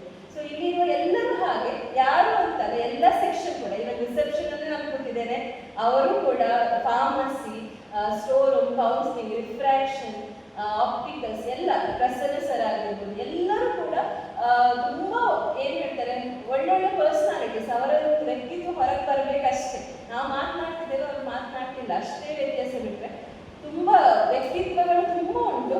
ನೋಡೋ ಇನ್ನೊಂದ್ಸಲ ಆದರೆ ಅದರ ಬಗ್ಗೆ ಒಂದೊಂದು ಸ್ಕಿಟ್ಟನ್ನೇ ಮಾಡೋ ಇಲ್ಲಿರೋ ಪರ್ಸನಾಲಿಟೀಸ್ ಬಗ್ಗೆ. So thank you so much. ಇಲ್ಲಿ ಬಂದ ಫಸ್ಟಿಗೆ ಹೆಲ್ಪ್ ಮಾಡಿದವರಿಗೆ ಎಲ್ಲರಿಗೂ thank you so much. Especially thanks ನಾನು ಆಗಲೇ ಹೇಳಿದೆ Sunil sir, Emma ma'am, Rashmi ma'am, Anil sir ಆಗಿರ್ಬೋದು, ಪ್ರಸನ್ನ ಸರ್ ಆಗಿ ನನಗೆ ಫಸ್ಟ್ ಇಂಟರ್ವ್ಯೂ ಮಾಡಿದವರು ಅವರೇ, ಪ್ರಸನ್ನ ಸರ್ ಅವರಿಗೆ ಆಗಿರ್ಬೋದು, ಪದ್ಮಾವತಿ ಮ್ಯಾಮ್, ಎಲ್ಲರಿಗೂ ಸಹ ಎಲ್ಲ ನಾನು ಹೆಸರನ್ನು ಮೆನ್ಷನ್ ಮಾಡಲಿಕ್ಕಿದ್ದಾಗಲ್ಲ. ರಿಫ್ರಾಕ್ಷನ್ ನಾನು ತುಂಬ ಹೋಗಿ ಟಾರ್ಚರ್ ಮಾಡಿದಂದ್ರೆ ಅವರಿಗೆ ಮಲಯಾಳಂ ಬಗ್ಗೆ. ನನಗೆ ತುಂಬ ಮಲಯಾಳಂ ಚೆನ್ನಾಗಿ ಸ್ವಲ್ಪ ಮಾತಾಡಿ ಬರೋದಂದ್ರೆ ಅವರಿದ್ದಾರೆ. ಕೌನ್ಸಿಲಿಂಗ್ ಕೂತು ಅಲ್ಲಿ ಕೇಳಿ, ಸೊ ಹಾಗೆ ಸರ್ನ ಕ್ಲಾಸ್ಗೆ ಅಟೆಂಡ್ ಮಾಡಿ. ಸೊ ತುಂಬ ಥ್ಯಾಂಕ್ಸ್. ನನಗೆ ಇದೊಂದು ಆಪರ್ಚುನಿಟಿ ಎಲ್ಲರ ಮುಂದೆ ನನಗೆ ಆದರ್ಶ ಮಾತನಾಡಬೇಕಂತಿತ್ತು. ಸೊ ತುಂಬ ಥ್ಯಾಂಕ್ಸ್ ಎಲ್ಲರಿಗೂ ಅವರಿಗೆ ಈ ಒಂದು ಆಪರ್ಚುನಿಟಿ ಕೊಟ್ಟಿದ್ದಕ್ಕೆ ಥ್ಯಾಂಕ್ ಯು ಸೊ ಮಚ್. ಎಲ್ಲೋ ಇದ್ದವಳನ್ನ ಎಕ್ಸೆಪ್ಟ್ ಮಾಡಿದ್ರಲ್ಲ, ಅದು ಎಕ್ಸೆಪ್ಟ್ ಅಂತ ಹೇಳೋದು ತುಂಬ ದೊಡ್ಡ ವಿಷಯ. ಕಾರಣ ಅಷ್ಟು ಬೇರೆ ಯಾರು ಎಕ್ಸೆಪ್ಟ್ ಮಾಡೋದಿಲ್ಲ. ರಶ್ಮಿ ಅವಾಗ ಹೇಳ್ತಾರೆ ನಿನ್ನ ರೀತಿ ಅವ್ರು ಎಲ್ಲರೂ ಎಕ್ಸೆಪ್ಟ್ ಮಾಡಿದ್ದಾರೆ ಅಂತಿದ್ದ ಅಂತ.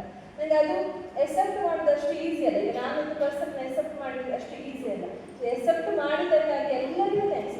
ಹೊಸ ಒಂದು ಸ್ಟಾಫ್ ಕೂಡ, ಈ ಮೊದಲಿದ್ದವರು ಕೂಡ ನಾನು ಆಗ ಹೇಳಿ ಅವ್ರ ಬಗ್ಗೆ ಗೊತ್ತಿಲ್ಲ. ಸೊ ಆ ಒಂದು ಪ್ಯೂರಿಟಿ ಅಂತ ಅನ್ನಿಸ್ತದೆ ಎಲ್ಲರ ಒಳಗಿರೋದು, ಏನು ಆ ವರ್ಕ್ ಮಾಡಲಿಕ್ಕೆ ಒಪ್ಪಿಸ್ಕೊಡ್ತಾರೆ. So thank you so much ಎಲ್ಲರಿಗೂ ಕೂಡ, ಎಸ್ಪೆಷಲಿ ಸರ್ ಅಂಡ್ ಮ್ಯಾಮ್. ಎಲ್ಲಿಗೆ ಹೋದ್ರು, ನಾನು ಅದೇ ಹೇಳಿದಾಗ ಎಲ್ಲಿಗೆ ಹೋದ್ರು ಕೂಡ ಏನೇ ಆದರೂ ಕೂಡ ಲೈಫಲ್ಲಿ ಫಸ್ಟಿಗೆ ನನ್ನ ಎಕ್ಸ್ಪೀರಿಯನ್ಸ್ ಆಗಿರ್ಬೋದು, ಒಳ್ಳೊಳ್ಳೆ ಮೆಮೊರೀಸ್ ಆಗಿರ್ಬೋದು, ಅದು ಕೌಮುದಿಯಿಂದ ಮಾತ್ರ ಫಸ್ಟ್ ಟಾಪಲ್ಲಿ ಇರೋದು.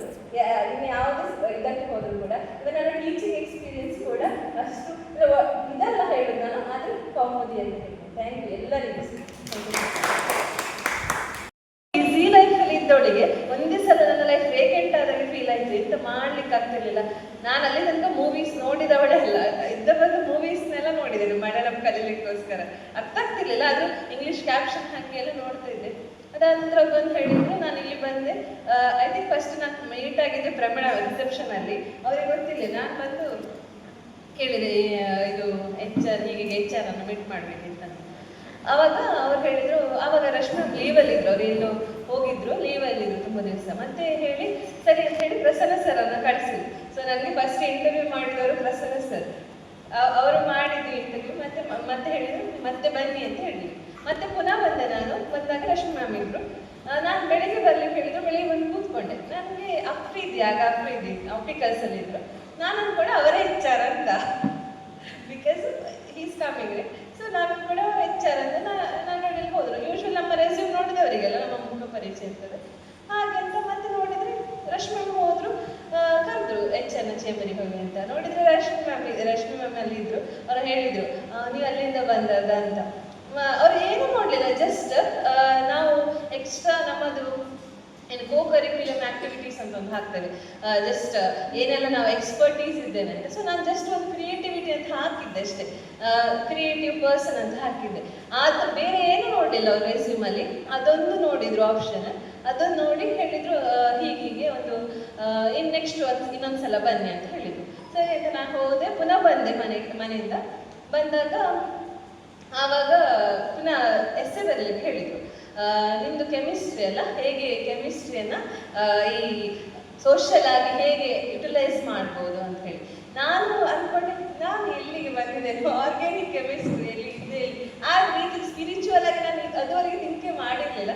ಸುಮ್ಮನೆ ಏನೋ ಒಂದು ಪೇಜ್ ಬರೆದ್ರೆ ಸಾಕು ಅಂತ ಹೇಳಿದರು. അതെ ഞാൻ മലയാളിയാണ്, ഞാൻ കാസർഗോഡ് നിന്നാണ്. എല്ലാവരും വിചാരിച്ചത് ഞാൻ ഹിന്ദിക്കാരാണോ അതോ ജർമ്മനിൽ വന്ന ആളാണോ, അതുകൊണ്ട് ആരും എന്നോട് മിണ്ടാതെ.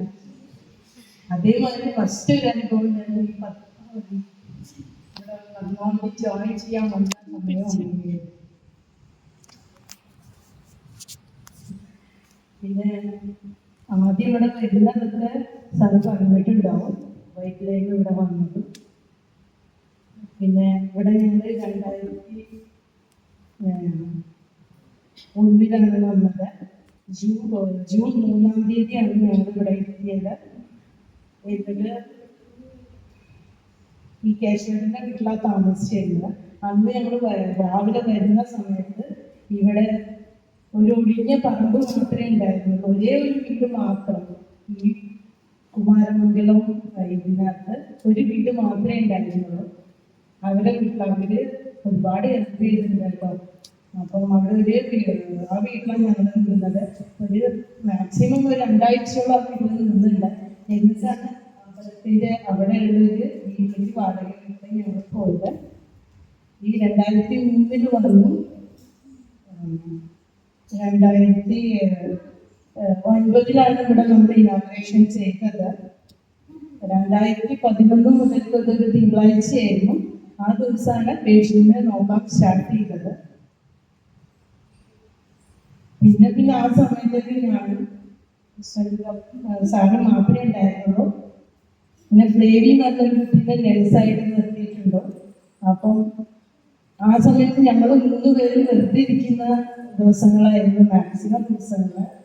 ആ സമയത്തുള്ള അപ്പുറത്തെ വീട്ടിൽ നിന്ന് കേശവനും ഗീതോടെ എല്ലാം വരും. എന്നിട്ട് ചായ ഉണ്ടാക്കിക്കൊണ്ട് തരിക. അങ്ങനെയൊക്കെയായിരുന്നു ഞങ്ങളുടെ അന്നത്തെ പണി. ഈ പറമ്പിനകത്ത് എല്ലാം ഓപ്പൺ ആയിരുന്നു. ആ സമയത്ത് പശു കയറി വരുന്നു, പിന്നെ പല ഇത് കയറി വരുന്ന സമയം അപ്പൊ അതിനെല്ലാം ഓടിച്ചു വിടുകയായിരുന്നു ഞങ്ങളെ അന്നത്തെ ഹോസ്പിറ്റലിലെ പണിയുണ്ടായിരുന്നത്. പിന്നെ രാവിലെ ആകുമ്പോൾ റൂം ക്ലീൻ ചെയ്യുന്നത് എല്ലാം ഞങ്ങൾ തന്നെയായിരുന്നു.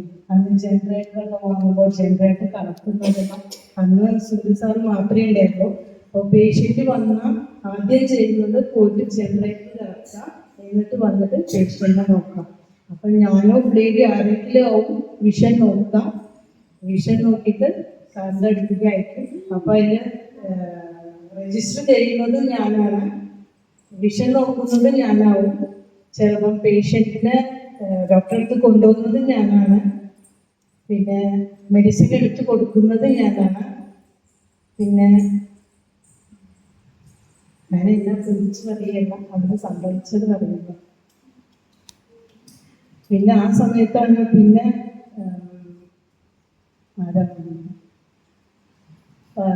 ലീലാവതി രാജേഷ് വന്നു. രാജേഷ് പിന്നെ എൻ്റെ കൂടെ ഇരുന്നിട്ട് എനിക്ക് ഇവിടുത്തെ ഭാഷയൊന്നും അറിയില്ല. അപ്പൊ പേഷ്യൻ്റ് വരുമ്പോൾ ട്രാൻസ്ലേറ്റ് ചെയ്യുന്നത് രാജേഷായിരുന്നു. ഒരുപാട് ഹെൽപ്പ് രാജേഷ് ചെയ്യുന്നുണ്ട്. ഈ അവസരത്തിൽ ഒരുപാട് താങ്ക്സ് പറയണം. പിന്നെ അന്ന് ഒപ്റ്റിക്കൽസ് ഞങ്ങൾ തുടങ്ങി. അപ്പൊ കുമ്പളയിലുള്ള ഒപ്റ്റിക്കൽസ് ഉണ്ട്, അവരിവിടെ ഫ്രെയിംസ് കൊണ്ടുവയ്ക്കും. ഞാനും രാജേഷും കൂടി ആ ഫ്രെയിമും ബിജുമോൻ വന്നിട്ട് ആണ് ഇതെല്ലാം എന്താ പറയുക, ഇങ്ങനെയാണ് രജിസ്റ്റർ ചെയ്യേണ്ടത്, ഇങ്ങനെ കാർഡ് ഉണ്ടാക്കണം, ഒരു 15 ദിവസത്തിൽ പൈസ വാങ്ങാൻ പാടുള്ളൂ. അന്നൊക്കെ ഞങ്ങൾ 50 രൂപയോ അങ്ങനെ എന്തോ ആയിരുന്നു തോന്നുന്നു ഫീസ്, രജിസ്ട്രേഷൻ ഫീസ്. അപ്പൊ അതെല്ലാം ഉണ്ടാക്കിയത് ബിജുവാണ്. അപ്പൊ അതിൻ്റെ ഇടയ്ക്ക് പിന്നെ ക്യാഷ് കിട്ടുന്നതിൻ്റെ ഇടയ്ക്ക് ഫ്ലേവിക്ക് പൈസ കൊടുക്കണമെങ്കിൽ സുനിൽ സാറ് ധനലക്ഷ്മി ഹോസ്പിറ്റലിൽ വന്നിട്ട് വേണം കൊടുക്കാൻ. എന്നിട്ട് കൊണ്ടുവന്നിട്ട് 500 രൂപയാണ് കയ്യിൽ കൊടുത്തിരുന്നത്. അങ്ങനെയായിരുന്നു ഒരു മാസമായിട്ട് കൊടുക്കുന്നുണ്ടല്ലേ. പിന്നെ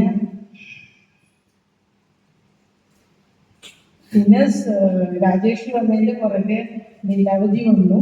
ലീലാവതി വൈകുന്നേരം അവിടുത്തെ കാസർഗോഡ് ഒരു വർക്ക് ചെയ്യുന്നു. അവിടുന്ന് വൈകുന്നേരം 5 മണിക്ക് ശേഷം ഇവിടെ വരും, എന്നിട്ട് ഇവിടുത്തെ പണി ചെയ്യും. അപ്പം എല്ലാം ഞങ്ങളെല്ലാവരും ഇവിടെ തന്നെയാവും, അച്ഛൻ അമ്മ ഞങ്ങളെല്ലാം ഇവിടെ ഇരിക്കും. എന്നിട്ട് എല്ലാം ലീലാവതിക്ക് കൂടെ ഇരിക്കുകയാണ് ചെയ്യും. ഞങ്ങൾക്ക് ചെയ്യാനൊന്നും അറിയില്ല, അപ്പം ലീലാവതിയുടെ കൂടെ ഇരിക്കും. അങ്ങനെ അതെല്ലാം കഴിഞ്ഞാൽ പൈസ ബോക്സ് എല്ലാം ഉണ്ടാവും. അതിപ്പോ ഉണ്ടോന്ന് അറിയില്ല. ഒരു ഓറഞ്ച് ബോക്സും ഒരു ചുമന്ന ബോക്സും ആയിരുന്നു. മെഡിസിൻ്റെ ഒരു ഓറഞ്ച് ബോക്സും മറ്റേൻ്റെ ഒരു ചുമന്ന ബോക്സും ആയിരുന്നു. അതും കൊണ്ട് ഞാൻ വീട്ടിലോട്ട് പോവുക ചെയ്യാം. ആ ബോക്സ് പൈസയായിട്ട് വീട്ടിലോട്ട് പോകും. എന്നിട്ട് രാവിലെ ആകുമ്പോൾ അതിനോട്ട് തിരിച്ചു വരും.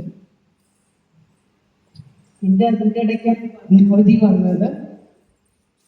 പത്മാവതിയൊക്കെ വരുന്ന സമയത്ത് 5 പേഷ്യൻ്റൊക്കെയാണ് ഉണ്ടായിരുന്നത് ഒരു ദിവസം. അത് ശനിയാഴ്ചകളിലാണ് അധികം പേഷ്യൻ്റ് വരിക, വെള്ളിയാഴ്ച ഒരു പേഷ്യൻ്റും ഉണ്ടാവില്ല. അന്നൊരു 5 പേഷ്യൻ്റ് വന്നു പറഞ്ഞാൽ ഞങ്ങൾക്ക് ഭയങ്കര സന്തോഷമുള്ള ദിവസങ്ങളായിരുന്നു. അതിൻ്റെ ഇടയിലുള്ള സമയത്താണ് നമ്മൾ ഒപ്റ്റിക്കൽസിൽ അനിൽ വന്നിട്ടുണ്ടായി. അപ്പൊ അതിന് ശേഷമാണ് മറ്റേ കുമ്പളയിലുള്ള അവരെല്ലാം വേണ്ടാച്ചിട്ട് അനിൽ തന്നെയായിരുന്നു ഫ്രണ്ട്സ് കൊണ്ടുവരും.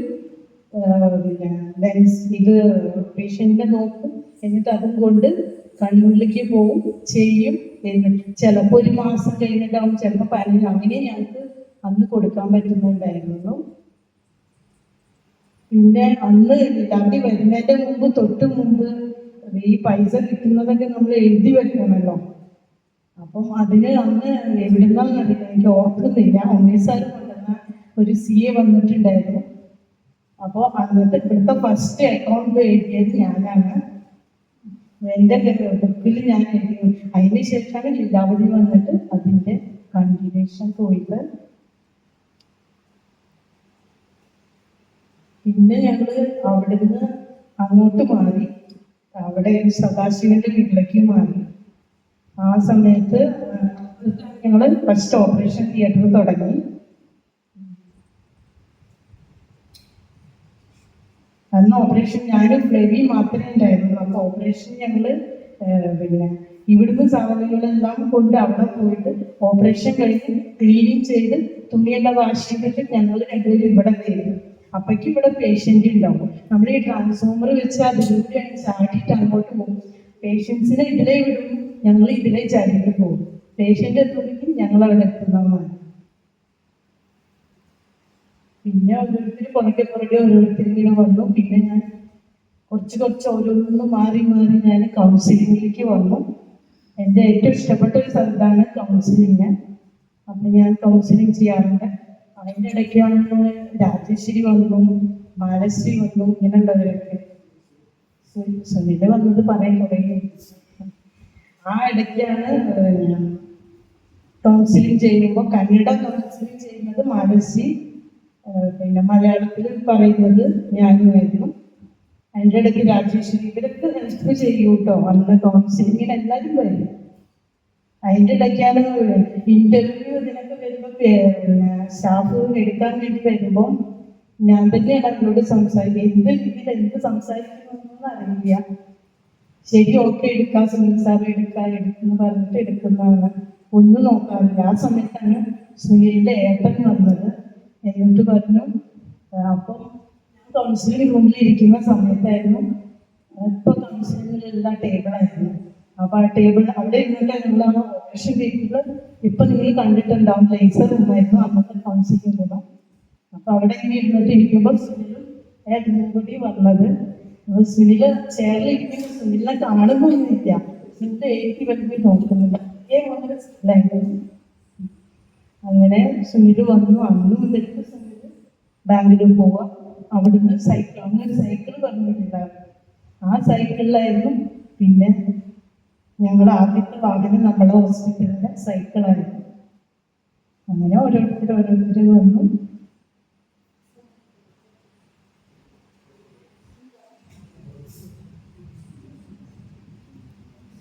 പിന്നെ എല്ലാവരും വന്ന് പിന്നെ ഓരോരോ ഇതായിട്ട് അങ്ങനെ പോയി. അപ്പൊ അന്ന് ഇങ്ങനെ തുടക്കത്തിൽ പിന്നെ എൻ്റെ ഒരു കാര്യം, അന്ന് ഇങ്ങനെ വന്ന് ഇതുവരെ ഇപ്പൊ സംസാരിക്കാൻ പറ്റുന്നത് എനിക്ക് സംസാരിക്കാൻ അറിയില്ലായിരുന്നു. ഇന്നാണ് ഞാൻ ആദ്യമായിട്ട് ഇങ്ങനെ സംസാരിക്കുന്നത്. അതിൻ്റെ ഇടയ്ക്ക് തന്നെ എനിക്കും കുറെ ചേഞ്ചസ് വന്നിട്ടുണ്ട്. ഞാൻ എൻ്റെ ഇടയിൽ കൂടെ ഞാൻ പഠിക്കാനും തുടങ്ങി. അപ്പൊ എനിക്ക് സൈക്കോളജി ഇത് ഭയങ്കര ഇൻട്രസ്റ്റ്, കൗൺസിലിംഗ് ചെയ്യാൻ. അത് പഠിച്ചിട്ട് അപ്പൊ അതിൻ്റെ റിസൾട്ട് വന്നു. അതിൽ ഞാൻ ഗ്രേഡ് ഉണ്ടായി എനിക്ക്. അത് ഞാൻ പാസ്സാക്കി. അതിൻ്റെ സർട്ടിഫിക്കറ്റ് അടുത്ത ആഴ്ച എനിക്ക് കിട്ടുന്നുണ്ട്. അതിൻ്റെ കോൺവെർട്ടേഷൻ ഉണ്ടായിരുന്നു, അതിന് എനിക്ക് പോകാൻ പറ്റിയില്ല. അങ്ങനെ പോകും. പിന്നെ ഞാൻ 10ാം ക്ലാസ് കഴിഞ്ഞിട്ട് 10th ഹിന്ദിയാണ് പഠിച്ചത്. പിന്നെ എനിക്ക് ഹിന്ദിയിൽ കൂടുതൽ പഠിക്കണം എന്നുണ്ടായിരുന്നു. അതൊക്കെ ഇവിടെ വന്നതിൻ്റെ കാരണം എനിക്കൊന്നും പറ്റിയില്ല കേട്ടോ. അതുകൊണ്ടാണ് എല്ലാം അധികം മുഴുവൻ ഹോസ്പിറ്റല് ചിരിക്കുകയായിരുന്നു. അതുകൊണ്ടൊന്നും അതിനെക്കുറിച്ച് ചിന്തിക്കാൻ പറ്റില്ല. ഇപ്പോഴാണ് ഓരോന്ന് ചിന്തിക്കുന്നത്. അത് കാരണം പ്രധാനമായിട്ടും അമ്മു വലുതാവട്ടെ എന്നുള്ളൊരിതുണ്ടായിരുന്നു. അമ്മു ഈ ഇപ്പം ഞങ്ങൾ പറഞ്ഞ മാതിരിയുള്ള ഓരോ കഷ്ടപ്പാടുകളും അമ്മു കഷ്ടപ്പെട്ടിട്ടുണ്ട്. ആ പ്രായത്തിലൊന്നും കഷ്ടപ്പെടാൻ പാടില്ലാത്ത കഷ്ടപ്പെടലെല്ലാം അമ്മ കഷ്ടപ്പെട്ടിട്ടുണ്ട്. ഞങ്ങൾക്ക് കറണ്ടൊന്നും ഉണ്ടായില്ല കേട്ടോ അവിടെ വീട്ടിൽ വരുമ്പോൾ. അപ്പോൾ പിന്നെ എന്താ പറയുക, മണ്ണെണ്ണൊക്കെ തിരിയിലാണ് അമ്മു പഠിച്ചിട്ട്. അമ്മു 10ാം ക്ലാസ് വരെ എനിക്ക് തോന്നുന്നു ഇവിടെ വോൾട്ടേജ് ഉണ്ടായിരുന്നില്ല. വോൾട്ടേജ് ഞങ്ങൾ എഴുതി വെക്കുന്ന കാര്യങ്ങളുണ്ടായിരുന്നു. അപ്പോൾ 10ാം ക്ലാസ് വരെ അവൾ അങ്ങനെ തന്നെയാണ് പഠിച്ചത്. ഞങ്ങൾക്ക് വേണ്ടി അവൾ ഒരുപാട് കഷ്ടപ്പെട്ടിട്ടുണ്ട്. അതുകൊണ്ട് ഇപ്പം നല്ലൊരു ഓപ്പർച്യൂണിറ്റി അവൾക്ക് കിട്ടി. അപ്പോൾ അവൾക്ക് വേണ്ടിയിട്ട് തന്നെയാണ് ഞങ്ങൾ ഒരുമിച്ച് ഇങ്ങോട്ട് വന്നത്. പിന്നെയുള്ള കാര്യങ്ങളൊക്കെ എനിക്കെല്ലാം ഇഷ്ടമാണ്.